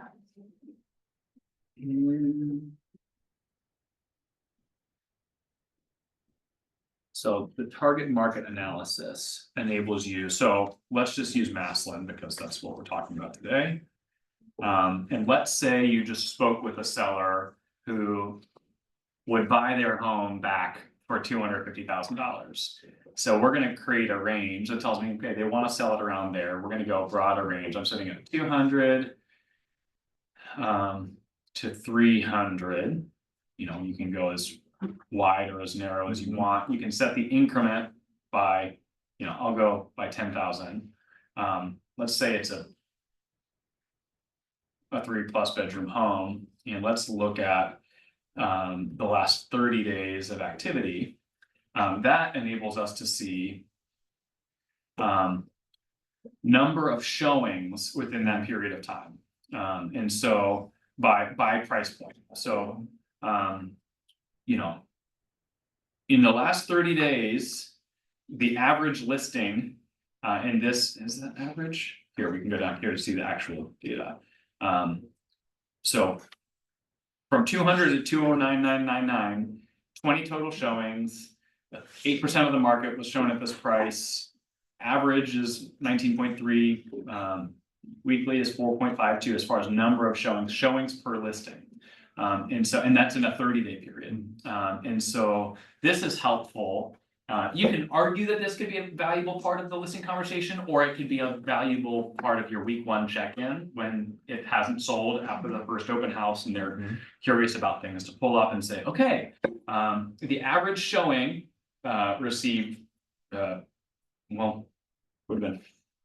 Showings per listing. So 5 showings per listing, where are we at after week 1?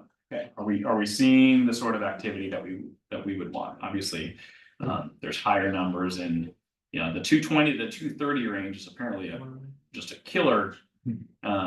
Killer price range. North of 290 or 290 is a great range as well. It helps you set expectations for what they can expect to see. And we are seeing these numbers go down. We know that, we feel that, but this can be a place where we go to show that.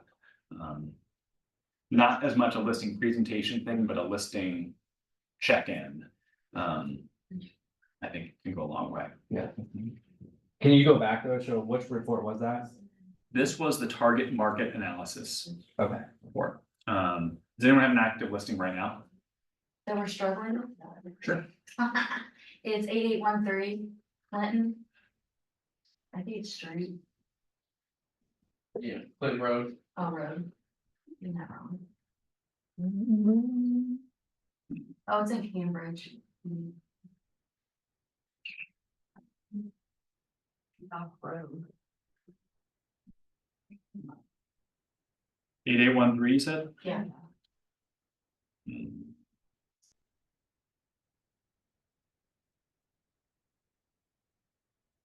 Who's it listed under?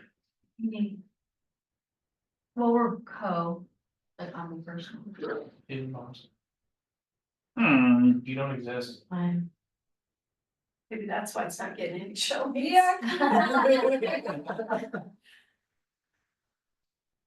everyone. Story is there. Anybody else?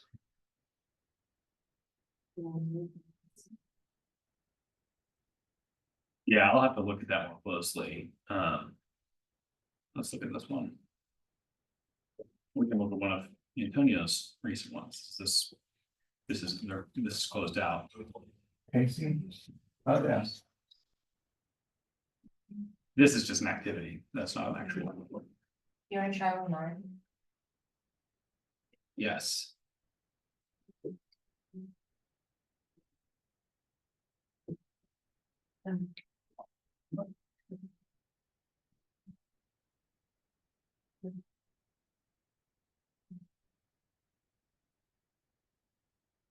February. 1137 Canyon Road. So. I don't know why, that's weird.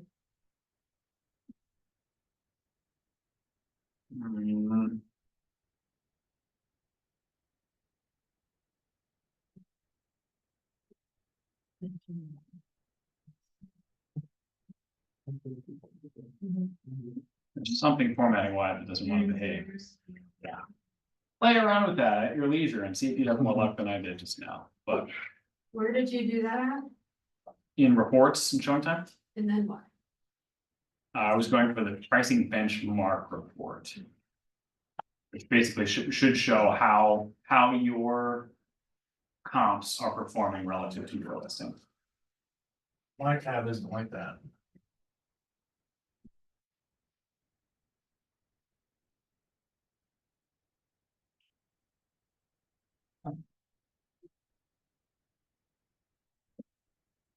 I wonder if the app is different than the web. All Oh, my, probably. all Maybe. my Put your own active line show there. up. Do they? Connect our computer. Yeah, you want to take the screen? I'm done, yeah, take it. Oh, boy. Well, share that. Or not. I mean, I can. Of the average. Is it Apple TV training room? No, this 7 years. Yeah.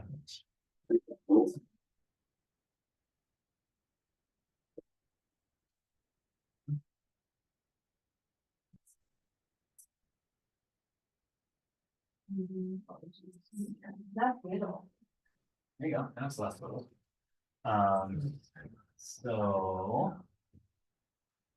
Where is it? The one you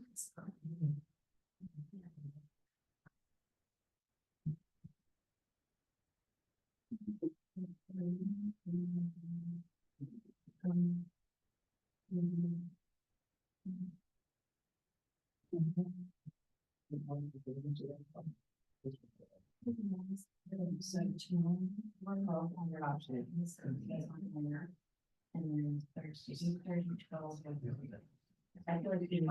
actually it's like more.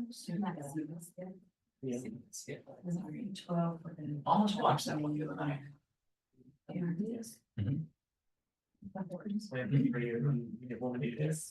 Southern first. Well, that's what I always put in at that. Yeah.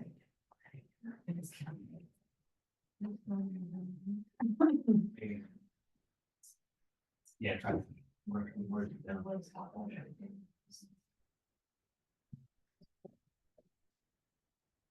Yes.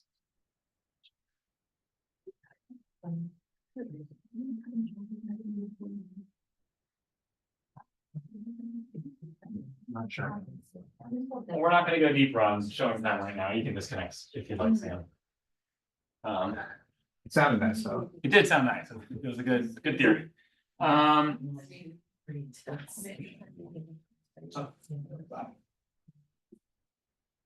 So what, this is still you, right? Yeah. Thank you. Let's give Antonio a hand. Thank you, sir. We are going to not do presentation creation just yet, because Amanda's gonna come in a little bit later and walk us through that. So let's have Sam and Aaron up. Unless food is here.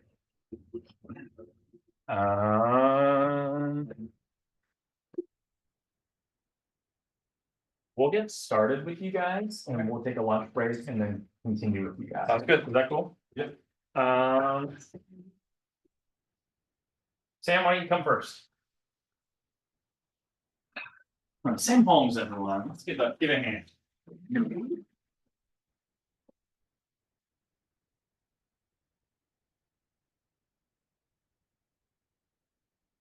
So this, we all have different ways of thinking, talking, preparing. Wherever you want. Thinking, talking, here's how I say things, here's how I approach things, and so, no one person does it the right way. We all do it in ways that are consistent with our personality. Side note, one of our, Market Center, GPS items for 2025 is have more and more agents utilize either the KPA or the DISC. Many of you have already, but to increase our self-knowledge, to say, hey, how am I wired and what should that mean for the way that I work? So that's a caveat as we prepare to learn from Sam, who's probably a SI. You know who you are? Yeah. Is that right? SI. Okay. I have C and D too, but they're lower. Okay. Aaron, what are you? I see middle of the road, You're definitely high C. yeah, Huh, I can see that. on the most recent one that I did. Okay. I would like to A do little over another a year one. ago. okay. Ty just got here with lunch, so I think it's actually gonna make more sense for us to, yeah.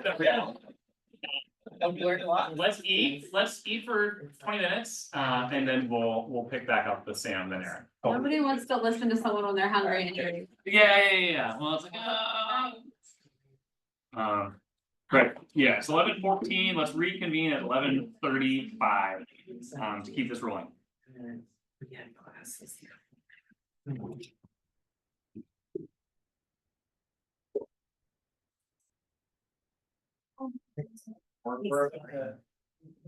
Not great. It's okay. It's just.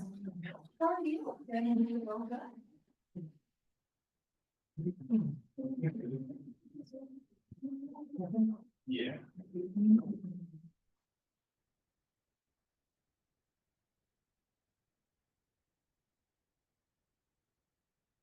And if you go as far as to, sorry. No, it's good. You go as far as you keep like a monthly track, you know, the spreadsheet of the trends as to like, okay, this is up, this is the time to sell. You get that dirty with it or? No, I'll probably just delegate that to you if that's fine, and then I'll implement it. No, I mean, that sounds great, but no, I don't do that.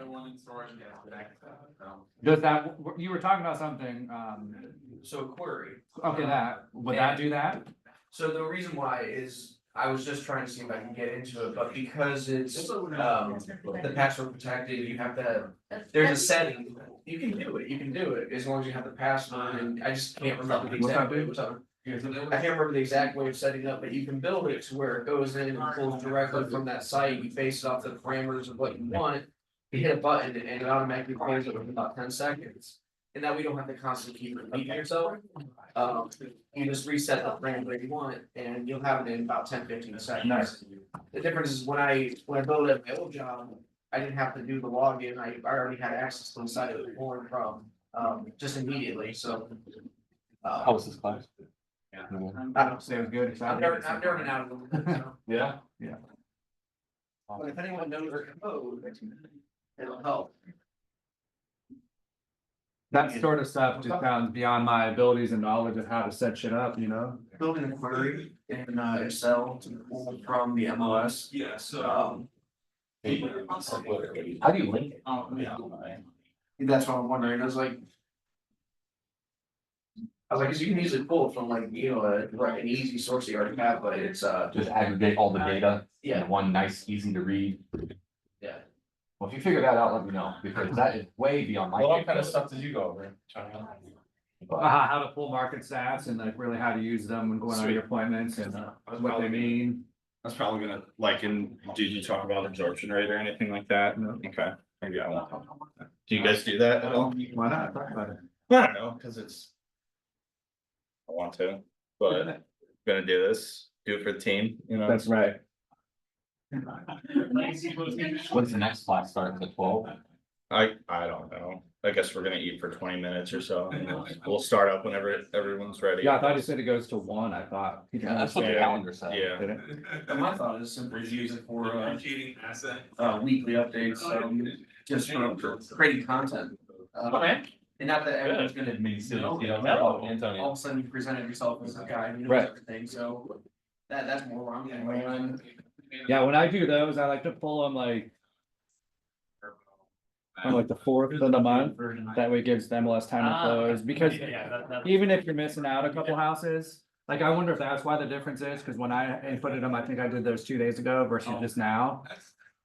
Probably some data came in late, but the public's not gonna know that. Yeah. And you're not gonna have an agent say, hey, by the way, I just ran a report, it was 54, not 53. Yeah, I need you to show me how you run those reports again. I just did and you missed it, I'm not gonna do it. Listen, I'm trying to get stuff done downstairs, I'm just saying. but yeah, you showed me a long time ago. We'll have to do that again. Yeah, dude, it's easy. But, Safety meeting? Yeah, next week? Okay. Focus on that side.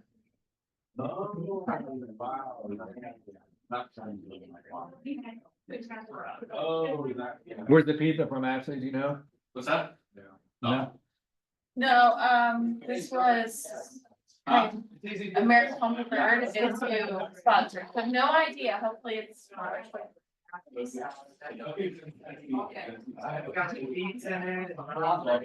I love your piece. How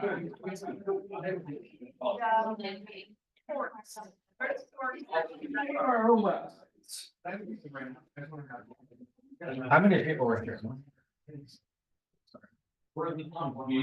Yeah, they're usually the best point, but yeah.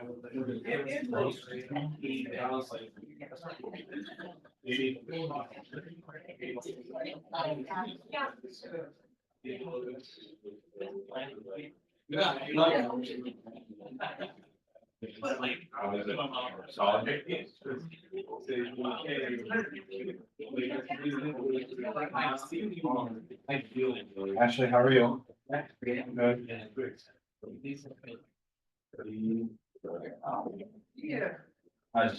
wish I could be a kid again and think things could be great. Have a couple weeks off, not doing anything. That'd be great. Yeah, my kids are so excited, like my youngest, she's in kindergarten, and for some reason, I remember, like, when I was a kid, we only had Thursday, Friday off. But she has Wednesday, Thursday, Friday, and so she's like, no, I get to go to this and this, cause, yeah, and I'm like, you have to go to school for 2 days, yeah. And then she's like, yeah, did you sign me up to go to the YMCA? And I'm like, "I'm excited today." And she's like, yeah, well, great, because all my friends will be doing, I get to play with my friends all day, and I'm like. Must be fun. Yeah, like, think about paying for anything, how you're Weeks gonna, off school. how you're gonna keep it clean. Yeah. How you gonna pay. Getting from A to B, yeah, there's a lot of things you don't think about whenever you're young. No, but when we were young, I know I used this whole, I can't wait till I grow up, my parents would be like, Yeah. just looking, and now I'm like. I'm gonna do whatever I want, whenever I want. And it- Okay, that's what I think, I college student, Yep, all the way on, you know. yep, every time. Well,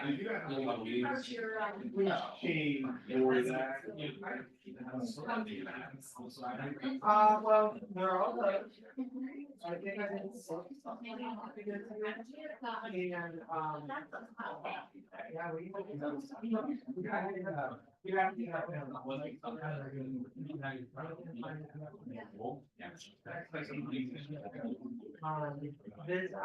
Which I can write a little bit neater. So I'm probably gonna wanna use the whiteboard. Right, terribly. You need somebody to write. No, I'm not gonna do that. Yeah, exactly. I like drawing.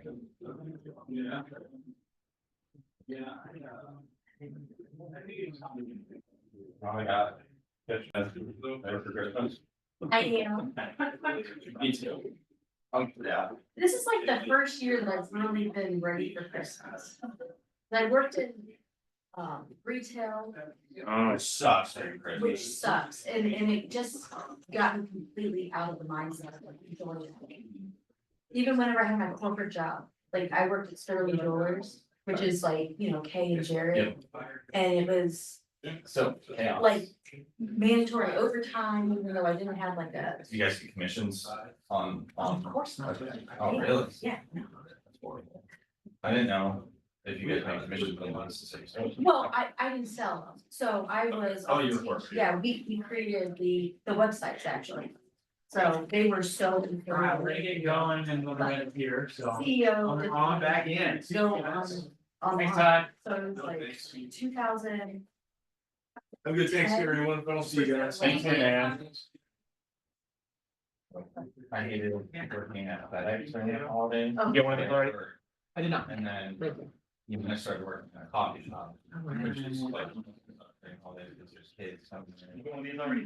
Parents. Yes, sir. Like, sweetie, whatever frappe, with oat milk.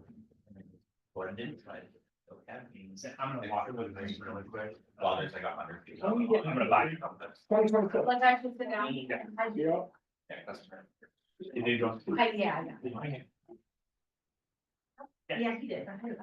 Thanks for your honesty. I could have sold it on eBay. Big money. All right. As we prepare to talk with Sam and then Aaron, wanted to kind of, pick this Jeff Glover resource up. So the page that says 5-step, listing presentation. So many of you know, who Jeff Glover is, not all of you do. He's a top producer, in the Detroit area. He runs this organization called Glover U that teaches and trains,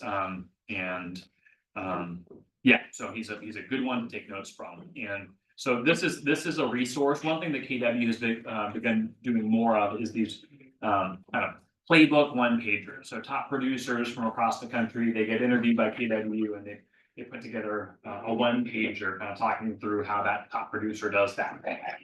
We have a playbook that's, I don't know, 150 pages thick of probably 120 different one pagers that are great. So I'm just gonna briefly walk through this as an added framework for us as we think through winning in the listing presentation space. So step number one, content creation. Create content that communicates your unique value. That calls it this listing plan of action. Each component has a primary objective that helps drive home his team's value. Promotional marketing, institutional marketing, pricing strategy, visuals. So getting not just your name out there, but your value out there, becoming a household name is step one for him. That helps to generate business. Jeff is a big advocate for practice. So when you have your content created, your listing presentation, your script to generate leads, practice, write it, change it, role play it. Many people are opposed to quote scripting or scripted objection handling, and Jeff would say. Practice just simply helps you be prepared for the conversations we have. It's not as though every appointment is just a totally, gosh, I have no idea what we're gonna be talking about. So you should be prepared, and he is pretty militant, not militant, but strict on that. 3 is delivery. He's gonna argue that we talked earlier about the difference in personality styles. A high C on the disc is gonna need something different in a high I would be in the listing appointment. So Jeff, as a highly prepared person, would say, hey, you should schedule a different amount of time depending on the person's personality, and you should be prepared to ask different things, highlight different things. We're not going to go, spreadsheet mode with a high I, because they're going to glaze over in 5 minutes, whereas a C might actually help you to build rapport with them. He has a 5-step kind of pre-appointment communication plan where he wants to text them after the appointment is set. Thanks for agreeing to meet with me. I'm excited to see your home. Calling to confirm, have a pre-appointment discussion. Send an email confirming, texting day of, and then a phone call 60 minutes out to confirm and express excitement. And then he talks through the pre-appointment package as well, which we're not going to camp on too much there. So this may not be you. This is very formulaic. Jeff is very, very formulaic, but curious as we fire through this, if there's something that jumps off the page to you that seems interesting or worth considering for your own practice. Any thoughts? I do have a question. Yeah. So we do a today we're gonna be meeting type text message. Mhm. Now, if somebody doesn't respond, Mm. what, my question is what do you do in that situation? Cause there's some people that, talking to them on the phone, that they're flaky, but some of them that seem very excited about it, if they don't respond, you just assume that you still have a meeting. I would call them. Before getting to that point, I would never send a text that doesn't have a question embedded in it. So saying, hey, excited to see you today. Mhm. Some people may say, yeah, me too, because they're excited, or they may say, yep, it's on my calendar. Why do I need to? You didn't require that I respond to you. So first of all, saying 12 p.m. still good. Right. Something for them to respond to. And if they don't, if you ask a question and they don't respond within a reasonable amount of time, I would call and confirm. How many of us have showed up to a place and someone wasn't there, or no big deal if it's 5 minutes away, but if you drove 45 minutes for that appointment, which it's gonna happen if it hasn't happened to you already, doesn't feel good. So that's my thought. Any other thoughts? Yeah, prompts. Hey. Just want to confirm our appointment at 12. Does that still work for you? That's always what I go from there. And if I don't hear back, an hour before the meeting, I call. And depending on how far away, if it's in Akron, for me, that's 35 minutes. So I'm not gonna show up at 1 o'clock or at 12 unless you let me know. So I basically try to get a hold of them within that, how long it's gonna take me to get there. If it's down the road, it's still in Stark County, I'll probably just show up anyhow.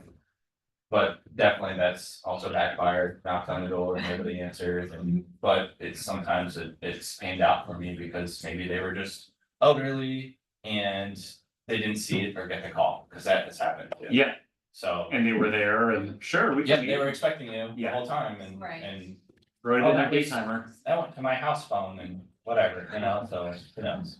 That Yeah. happens. Yeah, we have had people. Try to, because you can kind of message from your, I don't know, house phone. My grandma used to have it, Yeah. right? So it would relay a text message to her, and it would call and it would be text message from Aaron Rohde. Yeah. And so that can happen too.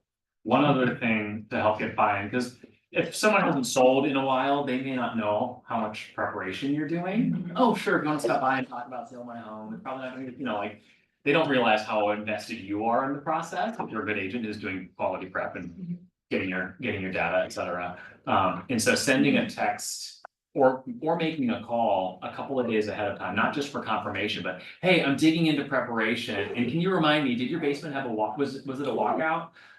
Something that shows them that you're doing a homework, you may remember it, but you're kind of getting confirmation that like, hey, I'm putting in work here, like, it's not just the time we have, but it's the time that I'm preparing, and I think the bonus is you'll look like a little bit more of a pro in that process. Other thoughts from the Glover sheet? The practicing part is like for sure, like I hate to scripts, I'll be the first person to admit it, I hate it. But you have to do it because it's beneficial to you and it'll win you some listings or just be able to combat whatever's being thrown back at you, so it's necessary. Yep. How much of it do you practice, Aaron? We do it, I just came back from scripting right now. So we do it for at least an hour, at least once a month as a team, I'll say that. But we also keep track of, hey, are you doing any extra scripting practice this week? And try to do a couple hours a week if you can, partner up with somebody that you know, whether it's not, doesn't have to be an hour, if it's just you, me and Antonio. I call him or say, hey, you want to meet at the office? Let's go over the script. I'll run through it. You give me feedback, you run through it, you give me feedback, and just go from there. But yeah, trying to do it on a weekly basis, unless you're going to 5 listing appointments a week, and you're practicing it all the time that way. Yep. Right? It's a great way to practice. So whatever way, a couple times a week at least, so. You don't want the things that you say to your clients to be the first time you've ever said that thing before. Yep. Or faced that question before. Unless you want to just let it improv. Bound to happen. Kind of do, yeah. Bound to happen. Yeah, if you can avoid it as much as possible, all better. All right, Sam, I've stalled long enough. What are we stalling? Thank you, Sam, for agreeing to join us. Give us a quick overview. Who are you? How long you been selling? What do you love about real estate? My name is Samantha Holmes. I have been an agent for 6.5 years with KW the entire time. And what did you say? That's how bad my memory is. What do you? I'll preface this too, is I'm the director of sales for the Team Ridge that we have here. It's the Market Centers team. We provide all the leverage that a traditional team has, but you get to brand your own name instead of the Rainmaker.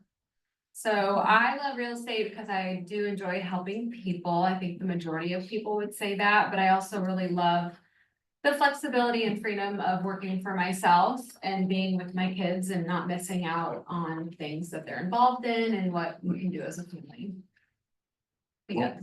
Cool. So let's talk, we've had the pre-listing phone call, we've done our prep, that's happened already. Give us, as you have done those things and you know some things about the seller you're going to meet, you know some things about the property. Maybe you don't know them all that well, so it's not like you're just catching up with an old friend. Talk us through like the ideal flow of a listing appointment Yeah. for you. How do you want that to go? And I might write on the board because I'm gonna ask Aaron the same question. Okay. For me, they have a first impression of me before I even walk through their door. So it's very, very important to not be late. I know that, is it Mo Anderson, or I think it's Diana Cocosta, like, hi, my name is Sam, we have an appointment at 1 o'clock and it's 12:59, or, stating the fact that you're there early or you're there right on time, because maybe the other real estate agent that they're interviewing was late. So you just pause, you do that. Hey, I'm here and it's.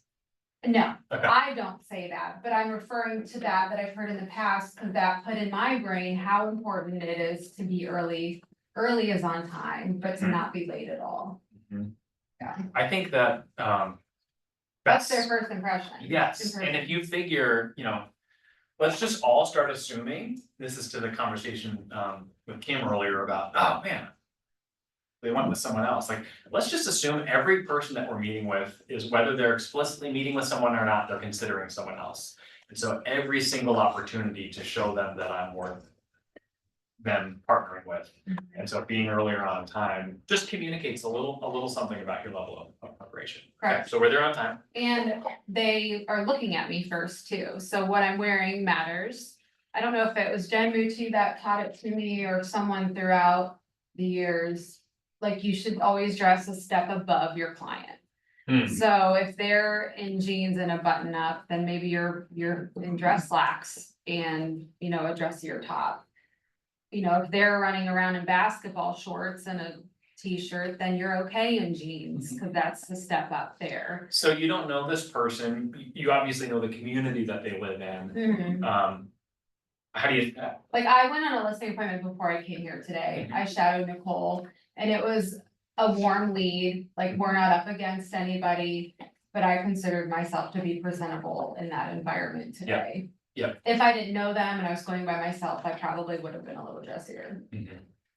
good rule of thumb, one step dressier than what you expect the client base to be. There might be some generational things there Yeah, too. oh yeah, If they're older, I might err on the side of more dressy, whereas if they're younger, that may be prohibitive. Some of our agents in more rural communities have said, if I'm too dressy, that can become a barrier. oh. And so for sure. being appropriate as a professional. Yeah. Because appropriate could just mean hoodie and jeans, but I'm not gonna encourage that. Like, I know an agent that lost a listing because they were too dressy, too much makeup, too much over the top. They didn't Yeah. wanna work them. Yeah. Like, cause it was too much, so you really do, and that could just be them, you know, that's not me, I'm not a lot of makeup, I hate lipstick, like that'll never be me. So you either take it or leave it for that, but. Yeah, what's your version of professional and appropriate and professional? Those are Mhm. good. So for me, I like to do a walkthrough of the whole house. Tell me about the updates you've done in the last 5 years, you know, after I say, hi, I'm Sam, if I don't know them already. You know, we're in the door, I like to do a walkthrough first and then sit down and talk. I had Jose go with me recently on a listing that's been a challenge, it's more the seller that's the challenge, not the house. And I was talking to him about what he does in his listing appointments, and he prefers to sit down first and then do the walkthrough. But in my experience, again, with the seller being difficult, there was no time to sit down, like, we were walking through. He had no choice to sit down first, because she has worn the pants at the beginning of this relationship, and I have not been able to take them from her, and neither could he. So, I like to do a walkthrough to see the house and to start thinking about, okay, what comps have I looked at? Do I have the right ones? And I'm already thinking about the homework that I've done and how it relates to the property that I'm in. So pause on that for a second. Are you saying, show me around? Are you saying, hey, you relax while I show myself around for a few No. minutes? How are you doing that? That nobody knows the house better than them. Yeah. And if I have to sell the house like them, I want them to tell me all the things. So, you know, walk me through, tell me, like I said, tell me the updates you've done, and this is when I have my sheet, I'm looking at the age of the furnace, the age of the hot water tank. You know, is it tankless, is there a softener, is there a sump pump? All of those types of things. What, do I have a garbage disposal, is there a dishwasher, you know, I'm circling all those items on my listing appointment sheet as well. So, let me ask. When you're going to a listing appointment, how firm are you? Like, do you set expectations on how long the appointment's gonna be? Do you just kind of go with it? It varies. Okay. And I don't really, I've had appointments right after, but I usually leave a minimum of 2 hours. Okay. The longest I've ever had is with the lady with the pants, and that was 3 hours. I was there. And so the meeting with the day was like a follow-up, or like a Oh, second. it's on the market, and I wanted to add him because it's been such a challenge. Oh, It's been, you know about this appointment, I called you, I talked to you on the phone after that initial appointment, like in May. Yeah, yeah. It's Yeah. been nuts, and we did get an offer 2 days ago, so I'm working through all of that currently, but. I was gonna ask about the Yeah. timing, because sometimes when we're doing that walkthrough, you see something where it's like, ooh, purple carpet in the second bathroom, or something weird. Are you simply making notes for future, or are you choosing to talk about things as you go? Usually before the walkthrough starts, I get the heads up of, yes, I would like recommendations on what I could do to list for more. And they'll give me permission to do so, or they'll say, I have to declutter still. I know it's not cause I tell people, it doesn't have to be perfect for me to come through. Like, that's a lot of work. And I don't need you to do that for me. You know, I can see past that. But if there are things that probably wouldn't be done on the regular that I could recommend doing, you know, do you wanna know those things? Yeah. And I did win a listing before because I was honest with that. Like, Hmm. no, you absolutely don't need to do that, but I do recommend this, because the other agent did not say those things. Yeah. And I'm always myself, like, I think that there's value in being down to earth and honest and, you know, just telling things what they are for face value. Some sellers wanna be puffed up, but we know that truth builds trust and typically gets results, so that's good. Mhm. So you've walked through, you've talked about things, maybe you've said, I wouldn't do this, but I would do that. You're getting back to the dining table, are you a living room person, what's the setting that you're going It's- for? It's really, I take their lead. Okay. You know, it's sometimes living room, I prefer a table, cause I usually Yeah. have papers. But it's where they're comfortable, you know, this is their home, it's wherever they gravitate towards. Yeah. I had a listing appointment, I'm sure we've all had our awkward moments where they just had like an awkwardly large living room and it just like laid out strangely, so like they sat in their spot and like directed, and I'm like, it was like meeting Antonio, and I'm just like. You know, like, what are we doing? But Yeah. during the walkthrough too, you know, you see a lot of interesting things, like one that sticks out with Nicole, one of the houses in Akron, it's an old couple, old married couple, kids are grown, they had a mirror above their bed. And it was amazing. Like on the ceiling. Oh, on the ceiling. Oh, okay. And it just like showed me a little glimpse of it, to the people that they are, which is hilarious, but we drank tea with them after, and like. Any moment to make a connection. You know, I'm a person that has a family and has kids, and like, I'm not just a realtor, and I know you're not just a seller, like, you have a life and you could be grandparents, and I try to make ways to connect. Yeah. You know, whether it be you sing a cross, or knowing they go to church somewhere, or there's a basketball, just whatever the case may be, how can I relate to that person? To build that connection, cause Yeah. we are in a relationship business, and. You know, having that next level and being warm as opposed to just. That's me, that might not work for everyone, but I Yeah. like to connect. The more we can observe that enables us to relate, the more trust we build and increases the likelihood. Okay, so we're sitting down, talk with me about the flow. Are we going straight to paperwork? Are we going straight to comps? What are we doing at that point? It depends on the person, like if I know they're ready to list, I come with the paperwork all filled out and ready to go. Other than signatures and maybe the commission or the starting date. That's all done, ready to sign today. Sometimes I do a two-step, you know, I pulled comps and none of these are good enough, like I'm not there with price.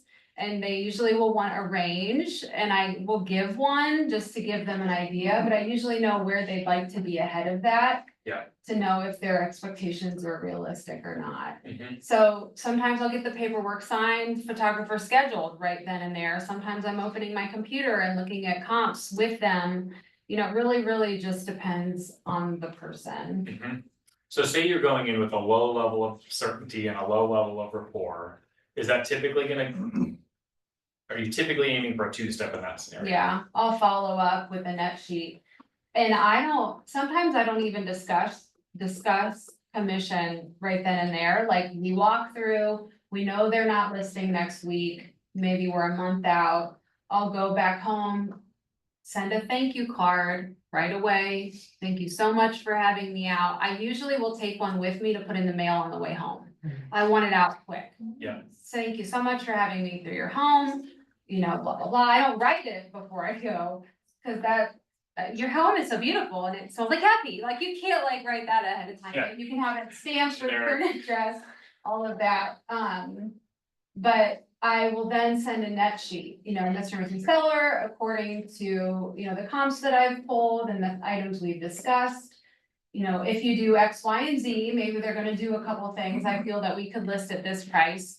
And then that net sheet has a commission of what I want, and they're usually good with it. And then when it's time to sign, that commission's in there, I get what I want, bing, bada boom, we're ready to go. So, I haven't had a lot of pushback at all with doing commissions how I want them in the net sheets and sending them. So there's obviously, I'm gonna say there's three opportunities, categories of things to talk about when you're at the table with them. One is ops, kind of understanding the market and pricing. One is the actual paperwork, helping them understand what they're signing and. Oh, I kind of went off base, didn't I? The What did you do? obligation. I'm sorry. And then third is articulating your value. And sometimes people just feel the value.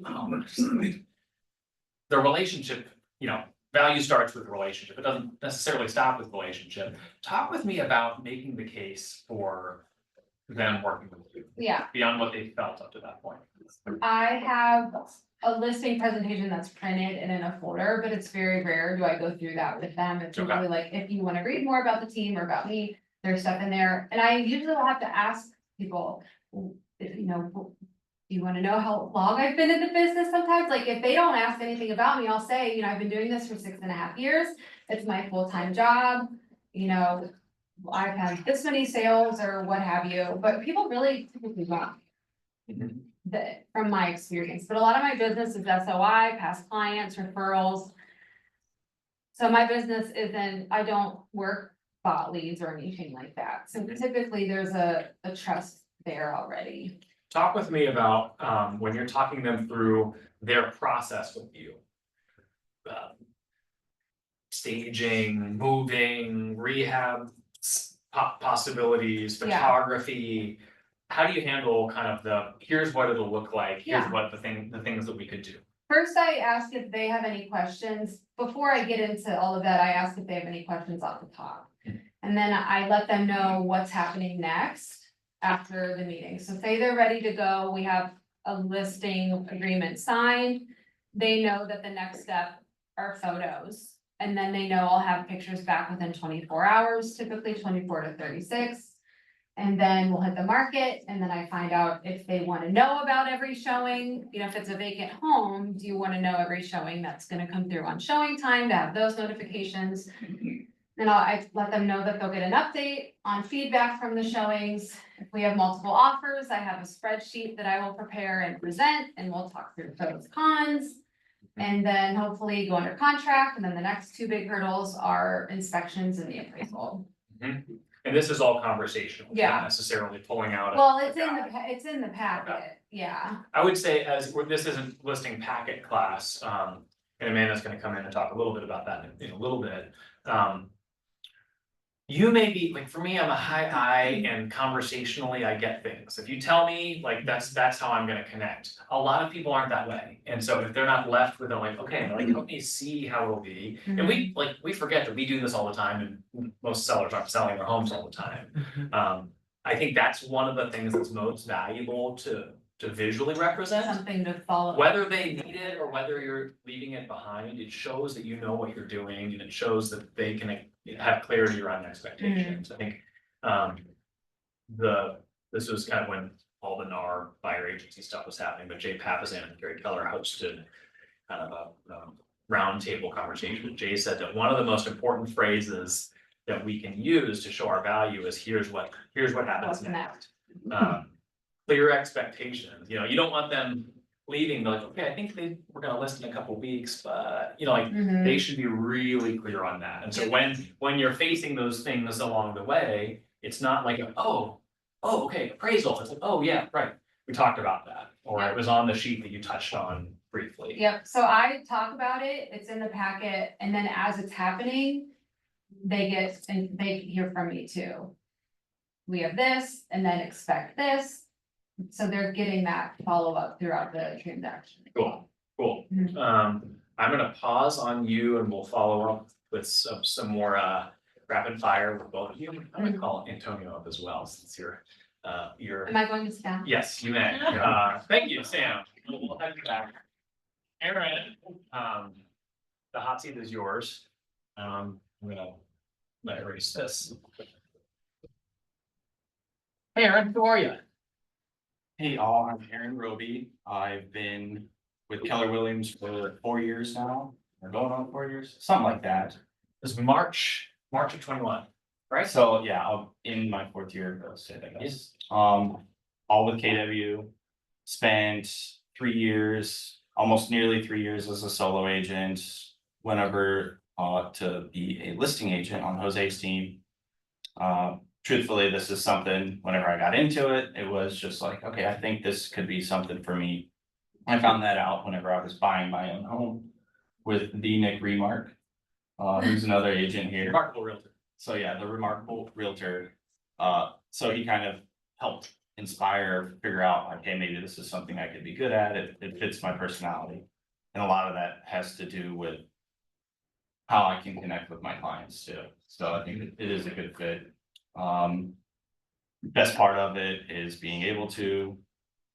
There can be a lot of pain in the butt transactions that you're gonna go through, right? Everybody deals with them. More than likely, those come from non-meds, right? Somebody that's outside of your sphere. But you can also deal with those within your sphere too, right? Because maybe they expect more out of you, or maybe they wanna contact you at midnight or whatever the case is. But learning how to deal with all those people, I think can come naturally, and you can train yourself as well too. So I felt like I fit that mold pretty well, and that's how I ended up here. Yep. So you joined JMA like a year? Just over a year ago. The anniversary. Thank you. And you're a listing specialist. So what we're talking about is where you live. It's what you do. So kind of similar line of conversation. We've talked about prep, we've talked about, the prep call as well as your own homework. Yep. Talk with us before you're sitting down with them, how are you following up? Ensure they're meeting with you, ensure they're good to go. Anything that you want to add to that part of the conversation? So, yeah, the pre-listing, it's ultimately still happening. It's happening in a different way because it's coming from somebody else on my team, but they're having a pre-listing conversation. A lot of the questions that you might already be asking, whenever Sam was saying, hey, we're doing the walkthrough, what are the age of the mechanicals, that kind of stuff. We're already kind of getting that going into it. So if you have the opportunity to do that, I think it gives you a big advantage going into it, especially when you are pulling comps. Knowing what to expect whenever you get to the property, so it's not because I've been surprised on properties because we've gotten almost no information. Yep. Going to it, thinking maybe it's a gold mine, and you get to it and it's maybe a diamond. A fuzzy house. Yeah. A moldy home. So yes, knowing, best point of contact, I'm always following up beforehand, the confirmation, that always happens too. So let me interject. So he's part of a team that has an ISA department that's having these preparatory calls to get all the data. So you already have that info. Yep. Tell me about your first personal connection with the seller. So my first personal connection with the seller is shortly after I know I have the appointment. Or depending on if I have an appointment that I know I'm gonna have on Friday, I'm usually reaching out that morning. Okay, and I'm confirming with them that morning, hey, this is Aaron. You've spoken with Zion on our team, who's an inside sales rep. Looking forward to seeing you at 2 o'clock today.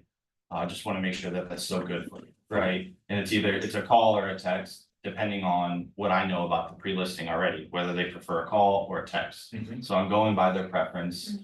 So I think that's important, knowing what their preference is as well, because that shows that you're paying attention to the details here.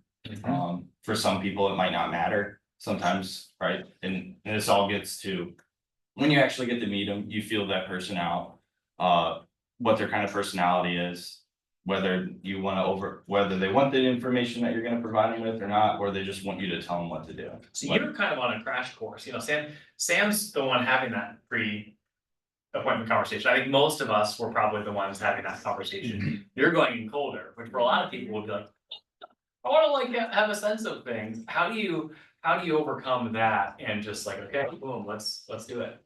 Well, you dive in, most of my leads are not sphere leads anymore, Right. right? So it's important for me, I'm getting there, being punctual is, you know, being on time, that's important as well.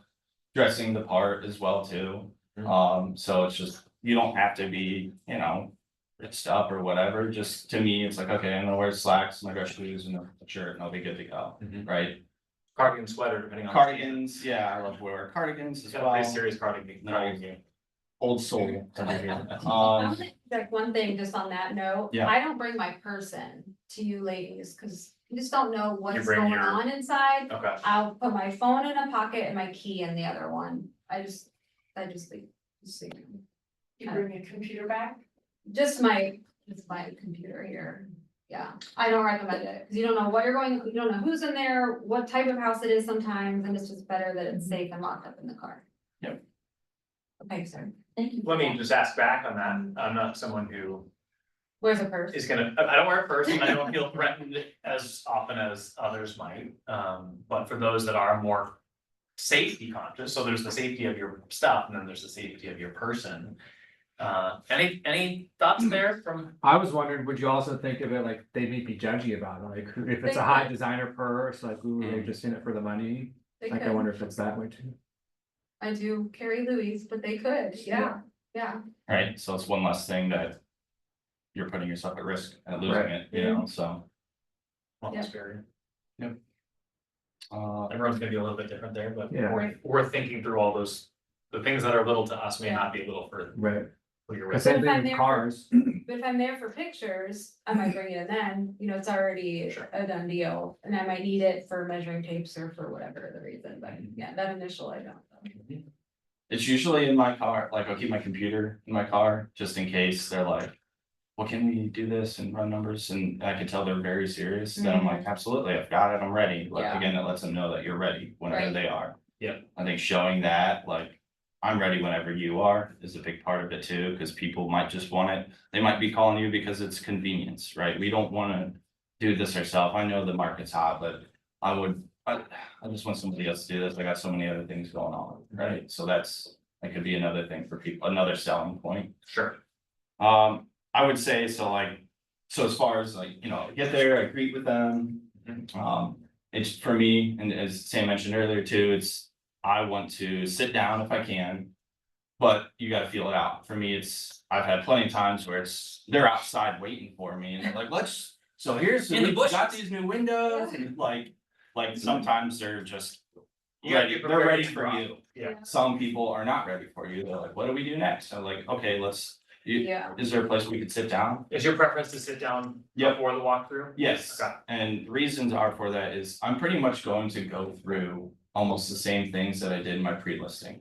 And even though I already know that they got a furnace that's 5 years old and new windows and whatever else, You're right? confirming. I'm confirming, but it's also, it can bring up it gives me time to touch with them, to connect with them and sit down, have a conversation.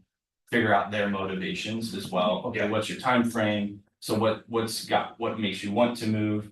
So you're getting to know a little bit about them. And I'm looking around the house too, and I'm picking up on what's on the walls, the decorations, all these things. One, I got a listing the other day because I saw West Virginia, like Mountaineers. I was like, oh, my grandparents are from West Virginia. And they asked me where, and I told them some tiny little town. They're like, that's where we're from too. So like, you're our guy, right? Yeah. So instantly I have. Parents, grandparents are from every state. Yeah, so.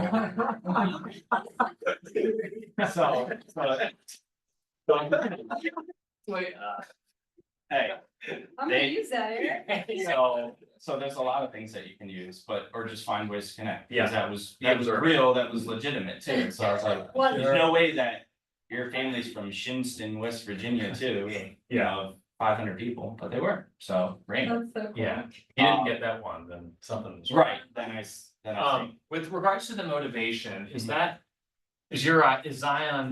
putting Somewhat. notes in about they're moving because of a divorce or because of something? I think it's harder to get that on the phone sometimes. Yeah. And it's all based on who you're talking to, right? Because if they're just like, why, okay, I'm just gonna call somebody else. So if they can sense that, sometimes I have that and sometimes I don't. But I'm still asking it because I wanna dig deeper, figure out more about them, why, okay, you're making the move closer to your family, why are you making the move closer to family? Because I have health issues. It gives you a time, so it's giving me a time frame on how quickly we can get things ready for them. If they need anything before we list the property, right? So these are all things that are just populating into my head. Yep. And throwing it out there for them. Yep. So whenever, so if we're sitting down, I'm getting all this information. And it's also, that's whenever I'm kind of giving them my value as well. I have a listing presentation prepared. And based on that person's personality, I'm not going to overload them, maybe again, because if there's somebody that wants to just be like, wow, this is great, yeah, I called you because of your reputation, so I'm gonna go no matter what. But that's the time where I'm actually explaining, here's how this process works.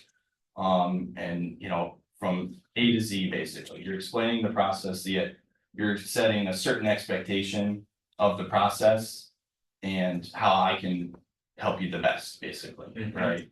Are you talking comps yet, or are you waiting to walk through them? I'm waiting until we do our walkthrough. Okay, so you're talking, okay, let's just confirm, you know, the house was up, the roof was updated a few years ago, blah, blah, blah, the house stuff, you're confirming. Why are we doing this again? Yeah, when and why. Their story, and you're explaining, here's the process, here's what we're gonna do, here's the A to Z experience. Yep.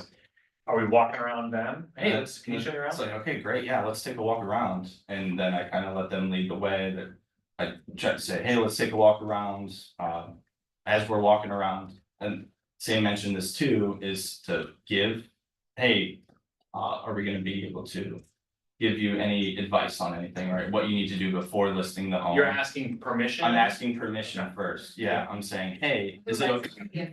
Yeah, right, like, cause if I'm like, yeah, you need to clean up all this dirty cat hair, right, whatever.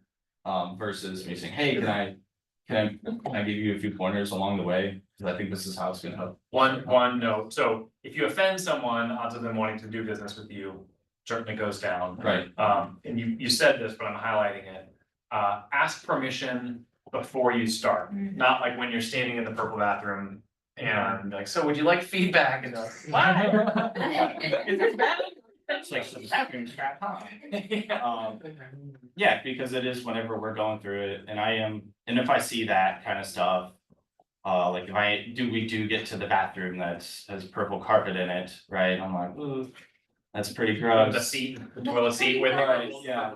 Carpet on top. I mean, so I'm not necessarily saying, hey, yeah, people aren't gonna like that, you know what I mean? It's okay. Get out with my red pen. Picture this. It's okay, great, just noting the lighting, whether it's, you know, updated or not updated, basically. Tub shower, I'm getting just quick details about it, right? And that what I know that I would be uploading to the MLS, basically, right? I'm getting those details. If there's things, it's usually little things. Right now, I'm not telling people to go and spend a bunch of money to remodel their home because they're gonna see less than 50% of that back, right? And I can't guarantee that it's gonna, you know, get them their money back. It might help them, I could tell them, yeah, this might help your home sell quicker if you went and updated a whole bunch of things. But that's based on their motivation, how quickly they wanna do it and their situation. Yep. So it's all depends, right? And on how the delivery goes as far as, okay, this is what you should do. It's typically right now, I would say in most homes, it's like, hey, just clean up your home, tidy it up, put yourself in the buyer's shoes.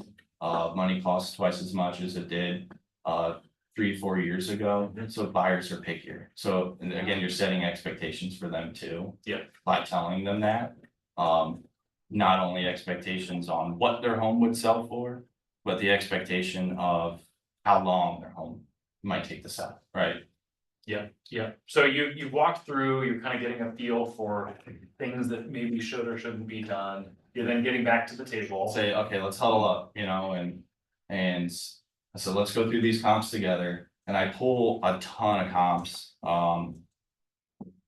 depending on what I can find, right? So if I have a good amount of quarter mile comps, That's what I'm rocking with, because I know that's what an appraiser is gonna seek to first, typically, if it's within that kind of criteria, right? If I have enough comparable homes, then I'm pulling those.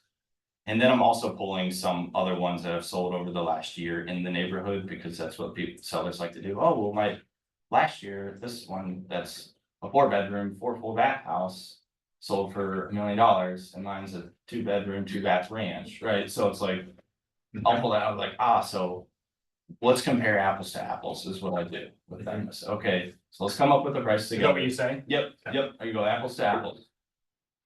So I go, let's go apples to apples. Let's look at these photos. I print out all the photos from the MLS as well of with the comps itself. Yeah. And I say, you compare it, let's compare it to your home. And then I give them, I say, I think we're probably right around here on this one. This one's got similar X, Y, and Z, but yours provides maybe a little bit more on the fully updated bathrooms, right? So I think that we're probably right around here. That's right where we would be at. What are your thoughts? And because I want to get their input, sometimes they might just say, well, yeah, that sounds good, whatever you want. You're the professional, but a lot of the time that's not the case. It's well, I want to try to go for this price.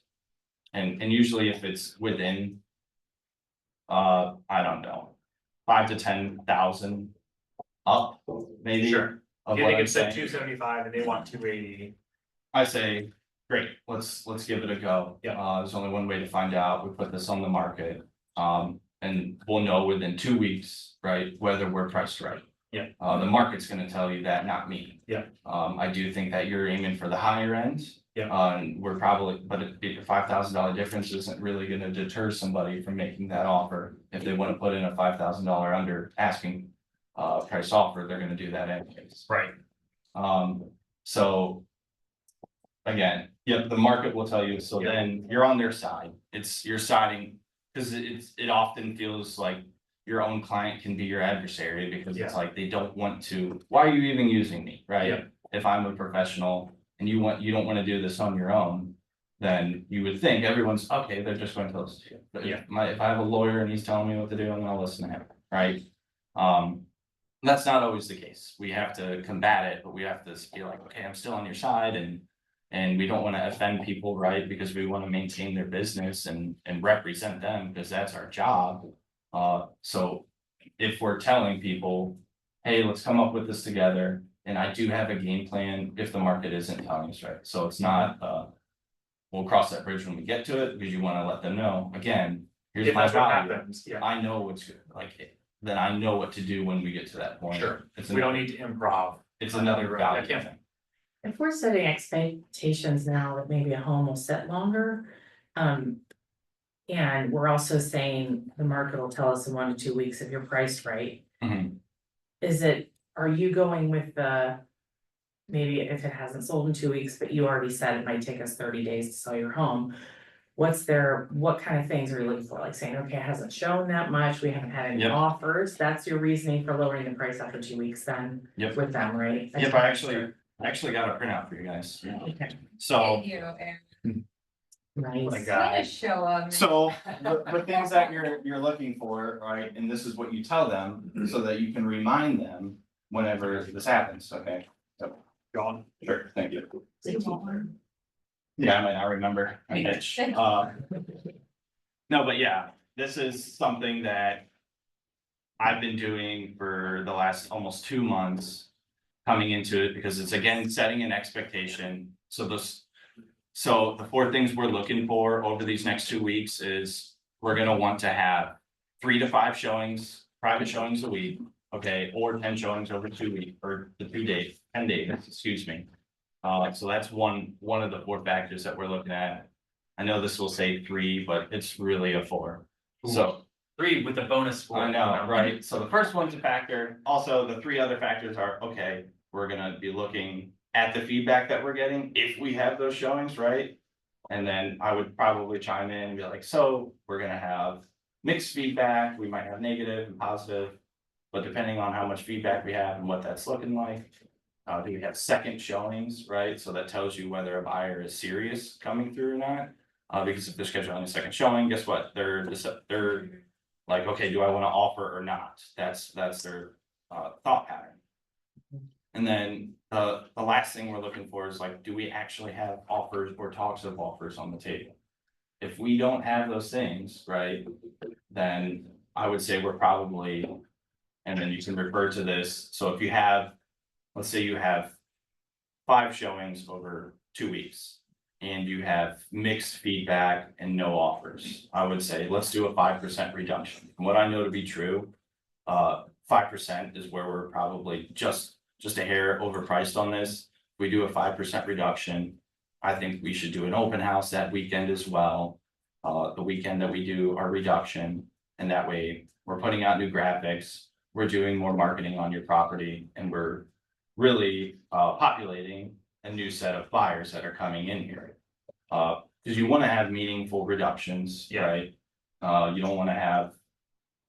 Okay, we're just dropping by $2,000, $3,000.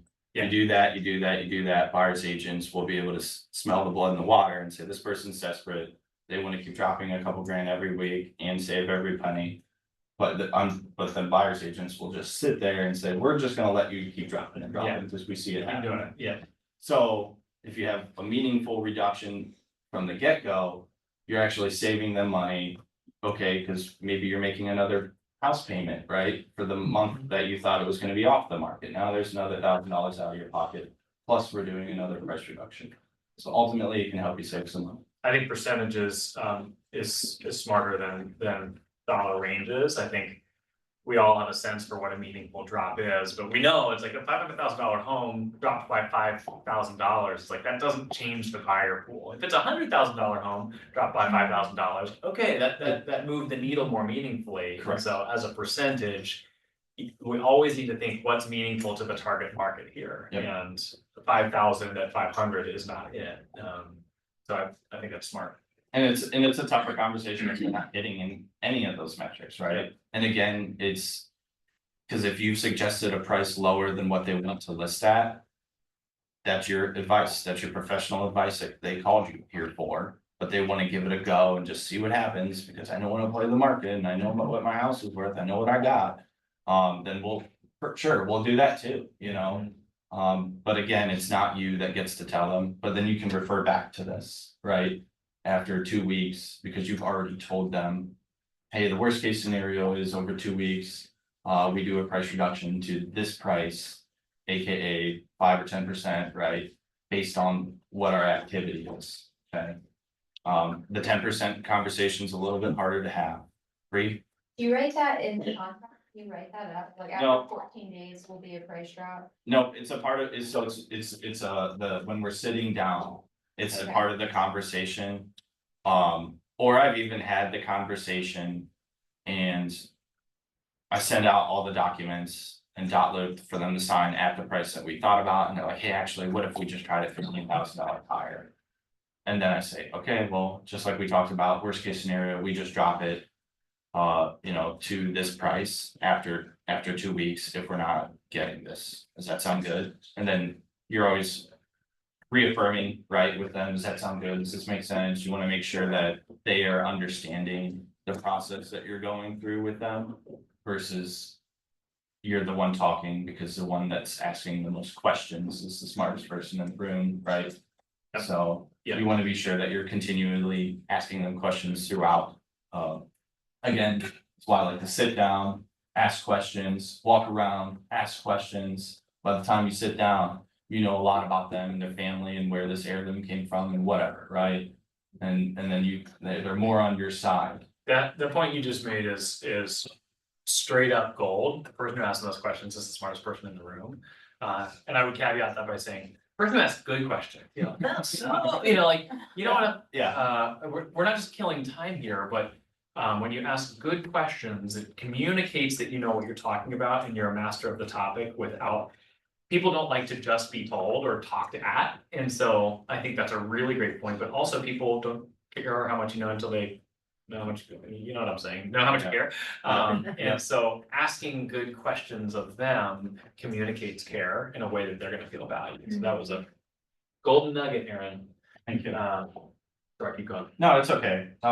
So you don't have to spend too much more time on this, but this gives you what, good rebuttals on here too. So it's, hey, it's letting them know the marketing that you do, and even as a solo agent or no matter what team you're on, whenever you are doing your marketing, it's gonna be all blasted out within the first couple days. So anybody that's in the market now and as an active buyer looking for this criteria, AKA your home, they've already seen it, right? They've already seen this over the first 2 weeks.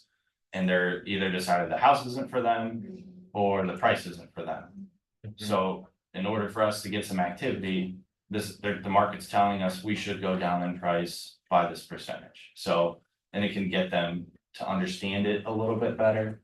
Because if you go into weeks 4, 5 and beyond, they'll say, what about those new buyers that are joining into the market now? You know, say maybe it's just, we're just waiting on the right buyer to come along.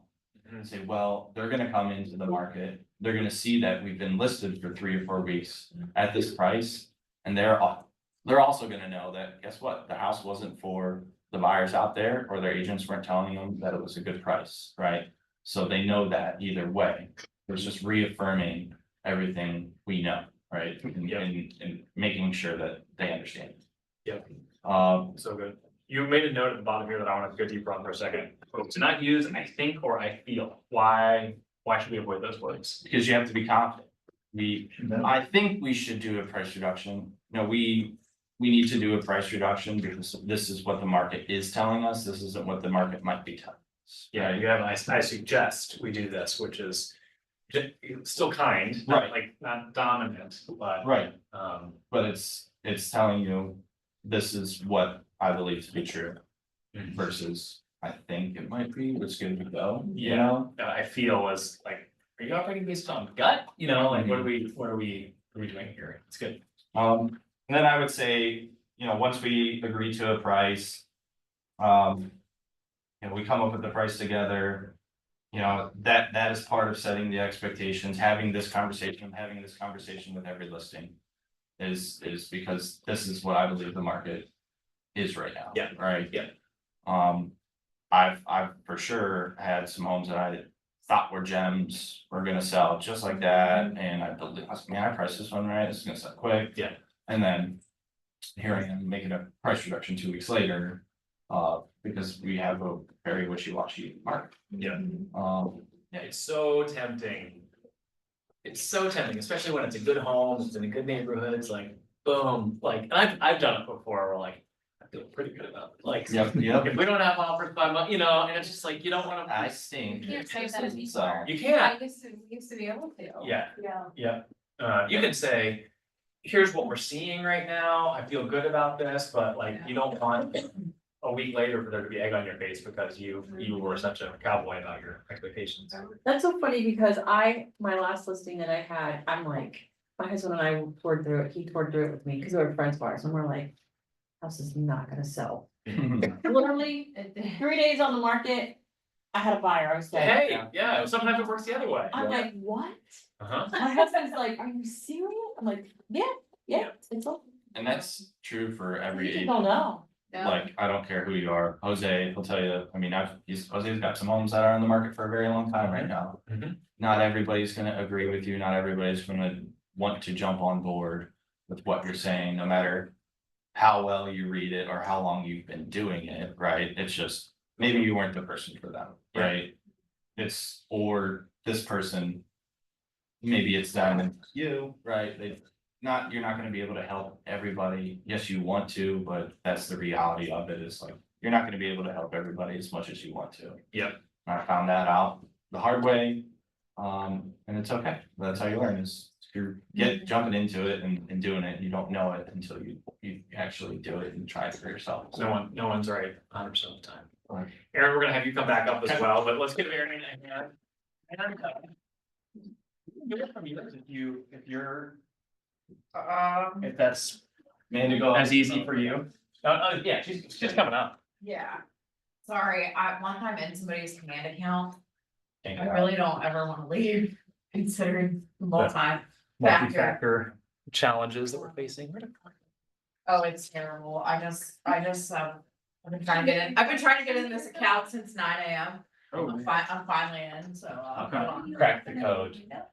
I'm incognito, yes. Hot tip there. Thanks. You want me to, No, I got it. I'm multi-factoring myself. Ooh, first time. one kind of bonus comment, as Amanda comes on up and gets connected here, is tone. Tone or posture with your seller. So, I was trained by Nikki Horvath, in my early days, and she was a buyer's agent at that point, and she said, you wanna mirror the tone of your buyers. Like, if they come in excited, like, you wanna be a slightly muted version of the direction that they're in. They're all excited and you're like, yeah, we're gonna wanna look at this, but yes, like you're positive with an eye, like a cautionary eye. Similarly, if they're like, I don't know, like, yeah, this isn't the house, like, let's move on. Like, why, you're not gonna try to convince them to do something that they're not already keen on. With sellers, you want your tone to be kind of as muted and neutral as possible. That's gonna be my advice, and you guys can interrupt. You can be complimentary, you have a beautiful home, this is a beautiful lot. But they need truth more than they need flowers from you. And say the ability to say like, hey, and you have a beautiful home, a beautiful lot, here's all the pluses, and here are some challenges that I see, or some things that we need to address. I think if you're a high I, the temptation can just be to like, just get excited with them, and that excitement doesn't sell homes, truth and action sells homes. So just a thought to keep in mind. All right, Amanda is gonna talk a little bit about actually putting packets together and where we can do that, where we can go from that. So I have two good options for if you don't have a listing presentation, you want to revamp your listing presentation. So one of the options is in Command. So if you go into Command and into designs, and you go to create a design, you'll get a print option. If you click that print option, you will sign in again. Please hold.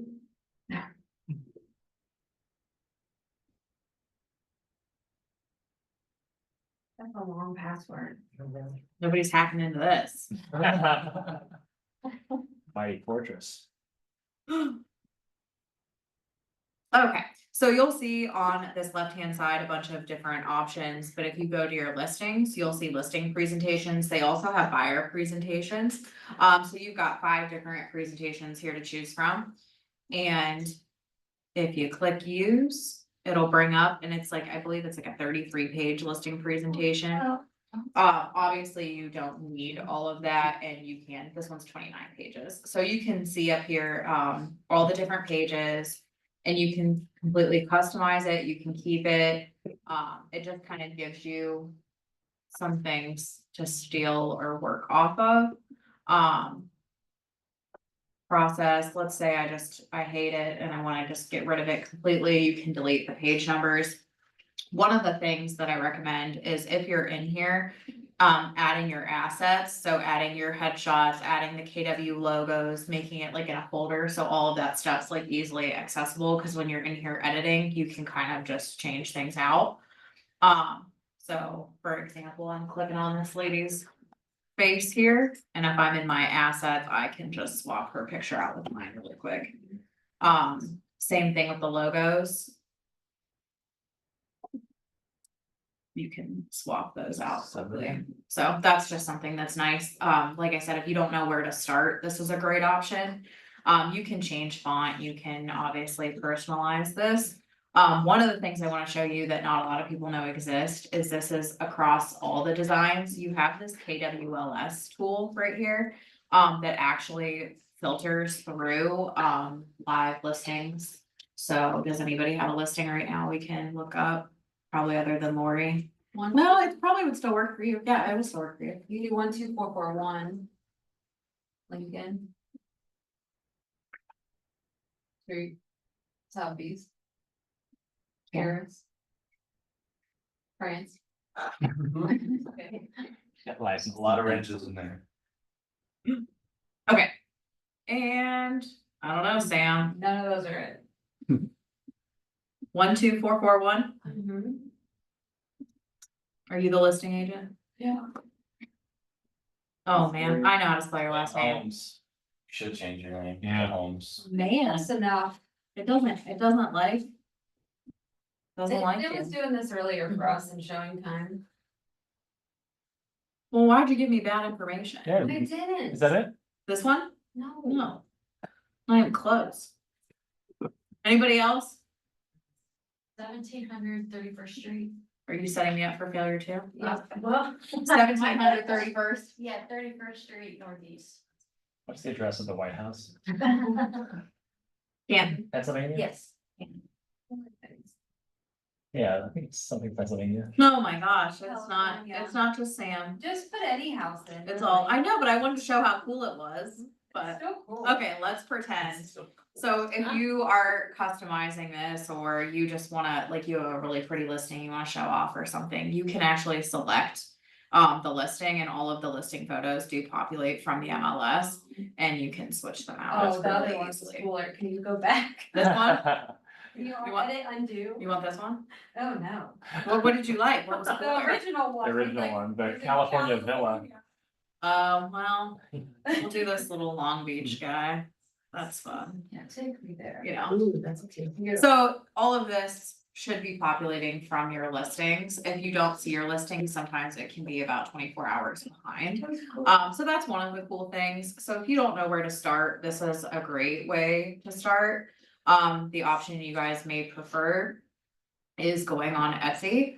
And if you go on Etsy and you just type in listing presentation,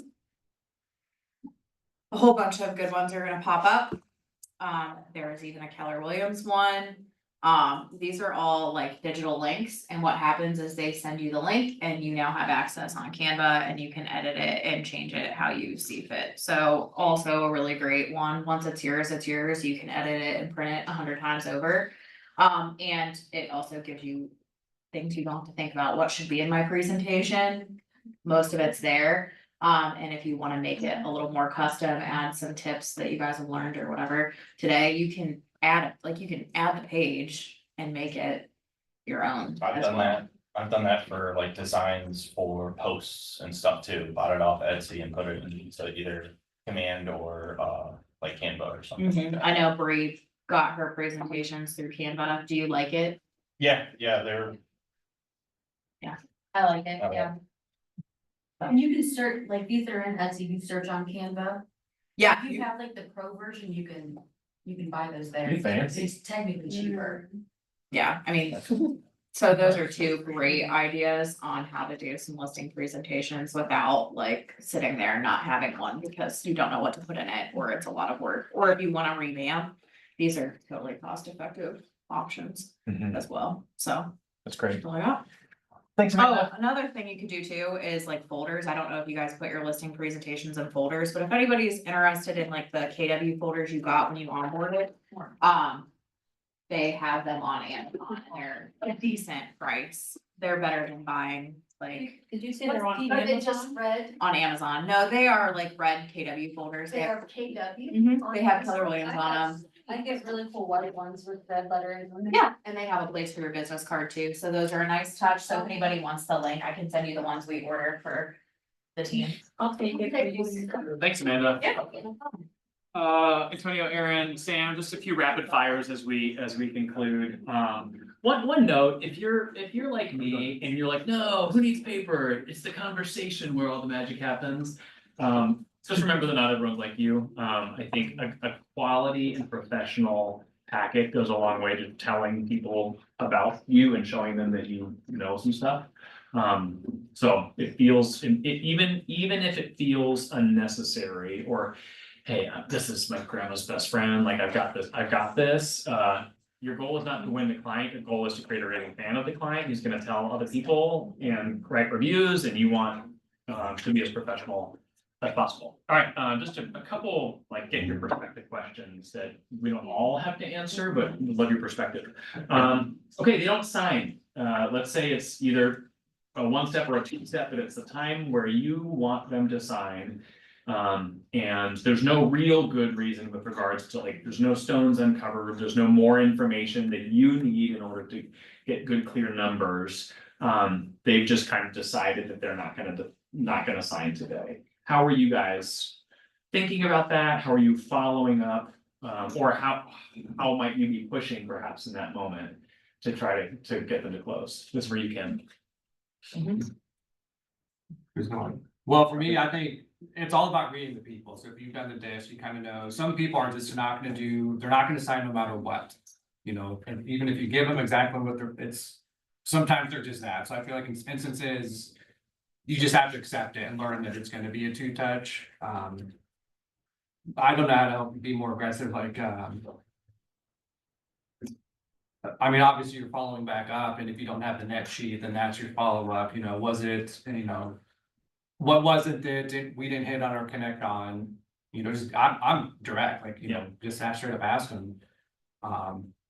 And say, was it price, was it, who knows, but, I don't know, maybe that's good of me, I need help with that too. I'm gonna modify my question for the two of you.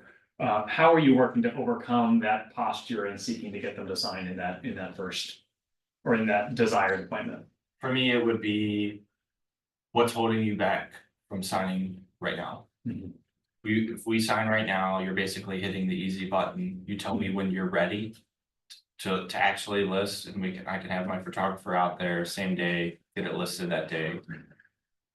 If all the numbers look good to you, if everything looks good to you, what would be holding you back from listing today or getting ready to sell? And obviously that's all based on what they're telling you. That's why you get their motivation, right? Sometimes it's just like, okay, where's the paperwork? Sometimes it comes natural like that. Okay, where do I sign? I always bring it with me just in case they do want to do that. Oh, yeah. But, if they're combating it and they're like, okay, so yeah, I think we'll be ready and like whatever, and I could tell that they're not going to sign that day. I'm like, okay, can I follow up with you? Just say, we're gonna talk to, you know, I gotta talk to my parents this weekend, and then I should know by Monday or whatever. Okay, if I don't hear back from you by Monday, is it okay if I follow up with you on that day? Yeah. So you're setting the appointment, you're setting an expectation that you're gonna be following back up with them. And to make sure that you're in contact. Okay, if there's anything else that you need in the meantime, I'm gonna get you a couple names that you were looking for, that we could do the professional cleaning, this and that in the meantime. So it's acting as if you got the listing, right? Yeah. No matter what, that's what you're there for. So you've always got to be in that state of mind. Okay, great, I'm gonna get you this and that, and then we'll be ready to list whenever you are. Yeah, that's So great. Sam, anything that you'd add to that? The only one thing, I would do the same thing, asking, you know, what is holding you back from the today? If they're interviewing another agent, I will then say, I don't mind calling them and letting them know that you found a listing agent already. Like, I'll take that off of your plate. Yeah. Most people are like, no, I got it, but I Yeah, offer to do that. Right, it's a thing. You don't like getting that call, but it is, that can be a barrier because people are conflict averse and. One thing that I might add, and not everyone does this, but some do, in your pre-listing conversation, phone call. Hey, if I'm able to answer all of your questions and give you confidence in kind of the plan moving forward, is there any reason why you wouldn't sign so you could put me to work? That's a Jose line, is, are you ready to put me to work for you? And knowing if they're interviewing other people too, you know, they might not be. Yeah.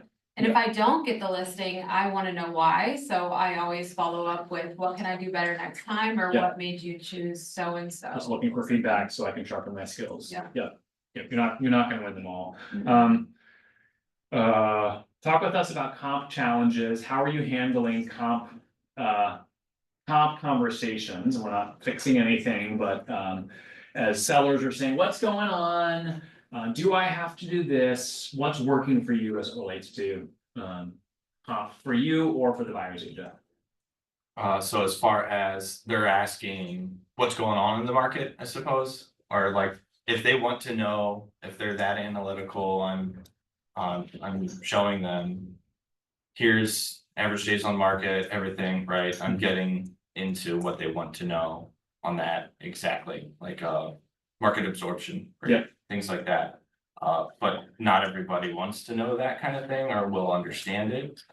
Or I apologize, I didn't make my question as clear as I should have. So- Compensation. So. Oh, Yeah, compensation, so, not comp. so, yeah, Okay.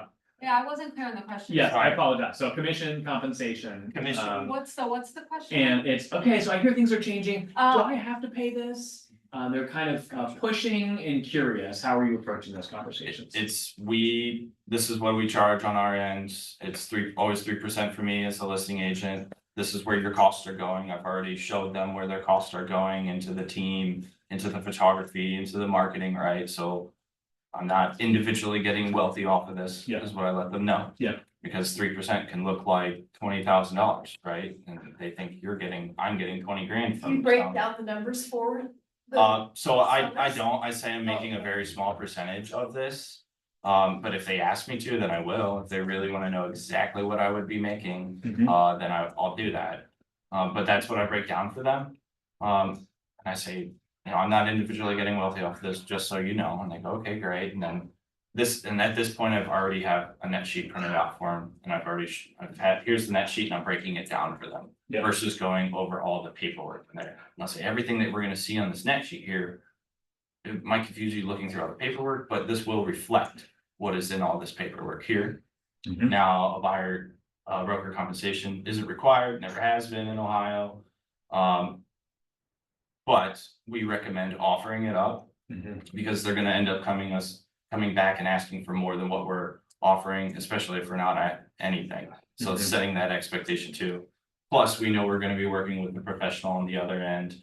People aren't going to try to be represented by themselves. They may want to be represented by themselves, but more than likely, they'll seek, if they know that there's compensation and the seller's willing to pay that, then more than likely, they'll go into it. We'll be able to meet all our deadlines and see this through. Mhm. So it's more about, okay, this is gonna help us sell your property a Yeah. lot quicker, I think, and You'll get a smoother better and result, smoother. yeah. You're gonna get a better result. What matters to them is the net, right? If we Right. can net you what you're wanting to get out of this house, even if you are offering more compensation than you thought you would have to be doing, not that you have to, but it's optional. Yeah. But we're gonna still get you this number that you're asking for. Does that sound good? And I'm like, great, yeah, we can do all this. And Reverse engineering based upon their goals. And something that works right now too, still with, I explained to them that the comps that we're pulling are with. Compensation to both the selling agent and the listing agent, the numbers that you're seeing. So that still works right now, so like if you wanna price your house here, that does represent. Know both that was sides baked being into that paid. deal. And that won't work for a whole lot It longer won't. because there'll be more variety, but that does work right now. Cause we don't know what's being paid anymore. Yeah, if you're pulling 6 months It's so sold, that's good transparent. until February, with regards to what they're saying. That's a great point. Anything else to add there? Sorry, I should pause after asking questions. No, I was gonna say, it's maybe a little off topic, but I think earlier when, you were asking like what questions to ask, I mentioned like what, I wanna know a little of the condition if you know it. So I've been on appointments where I know it's gonna need a ton of work and I ask permission, hey, do you mind if I bring someone? And I've taken a contractor there Oh, wow. before. If you know that that's a big. Yeah, if I know like, oh man, this needs a ton of work, because that helps you with your comps too, because if you plant it in their head. Ahead of time, this is, maybe I didn't think about it, but if it's gonna cost me X and it's gonna get me up here. Yeah. And then I have contractors and I even offer to them, I said, look, if it's an out of pocket concern, then my guys, they can collect payment at closing. So it's not costing you the upfront, but Mhm. you can net a higher. That's part of the It's just value. offering that more, you show. yeah. Yeah, it's not like, yeah, I think I know contractors, like, hey, let me show you. Yes. Yeah. So that could help pull, and to have that conversation when you're looking at the comps, like you said, apples to apples, you may not. Your report may have some oranges in there, but after having that conversation and they say, okay, yeah, I'd rather do that. Then maybe that's a two-step follow-up with the updated comps or. Sure, that makes sense, the ARV or whatever. One final question and then anything else you guys have. Is there a phrase or a close, or is there something that you repeatedly say in your listing appointments where it's like, ooh, that sounded good and that works? Either from a scripting standpoint or whether it's scripted or it's like, no, this is something that I say or emphasize that seems to be effective, that really resonates with my clients.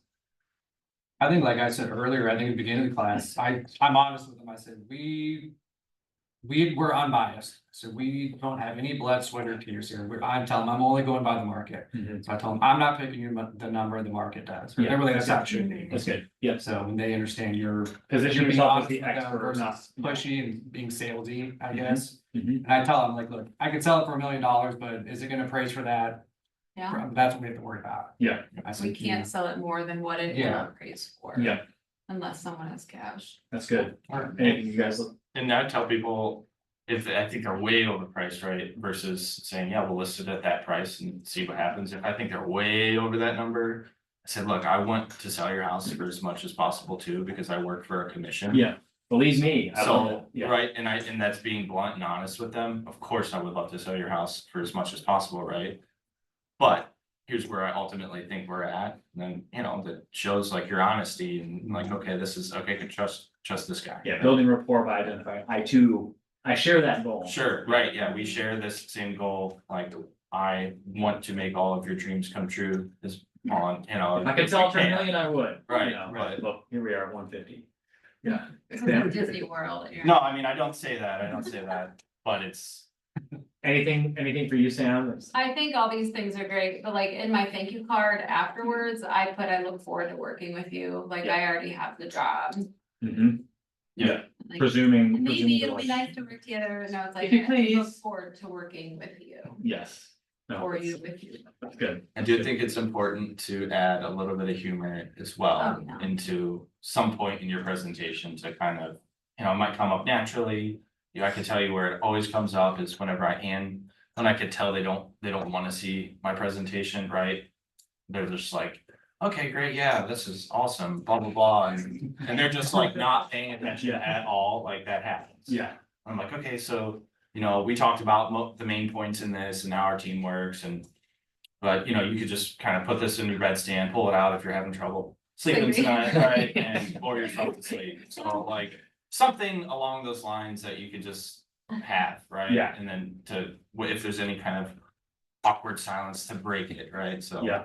Humor is a good way to do that. For sure. One that I use, I'm not up there, but here I am. We get the outcome that you desire by creating the most competitive environment possible. There's 3 levers that affect the, the sale of a home: location, condition, and price. The location is what it is, and some people are gonna be looking here and some aren't. Let's talk about what we can do as it relates to condition and price in order to create that most competitive environment. And that typically resonates and puts them in the buyer's seat, which helps. What questions have we not covered? What do you guys want to ask these wonderful folks before we split?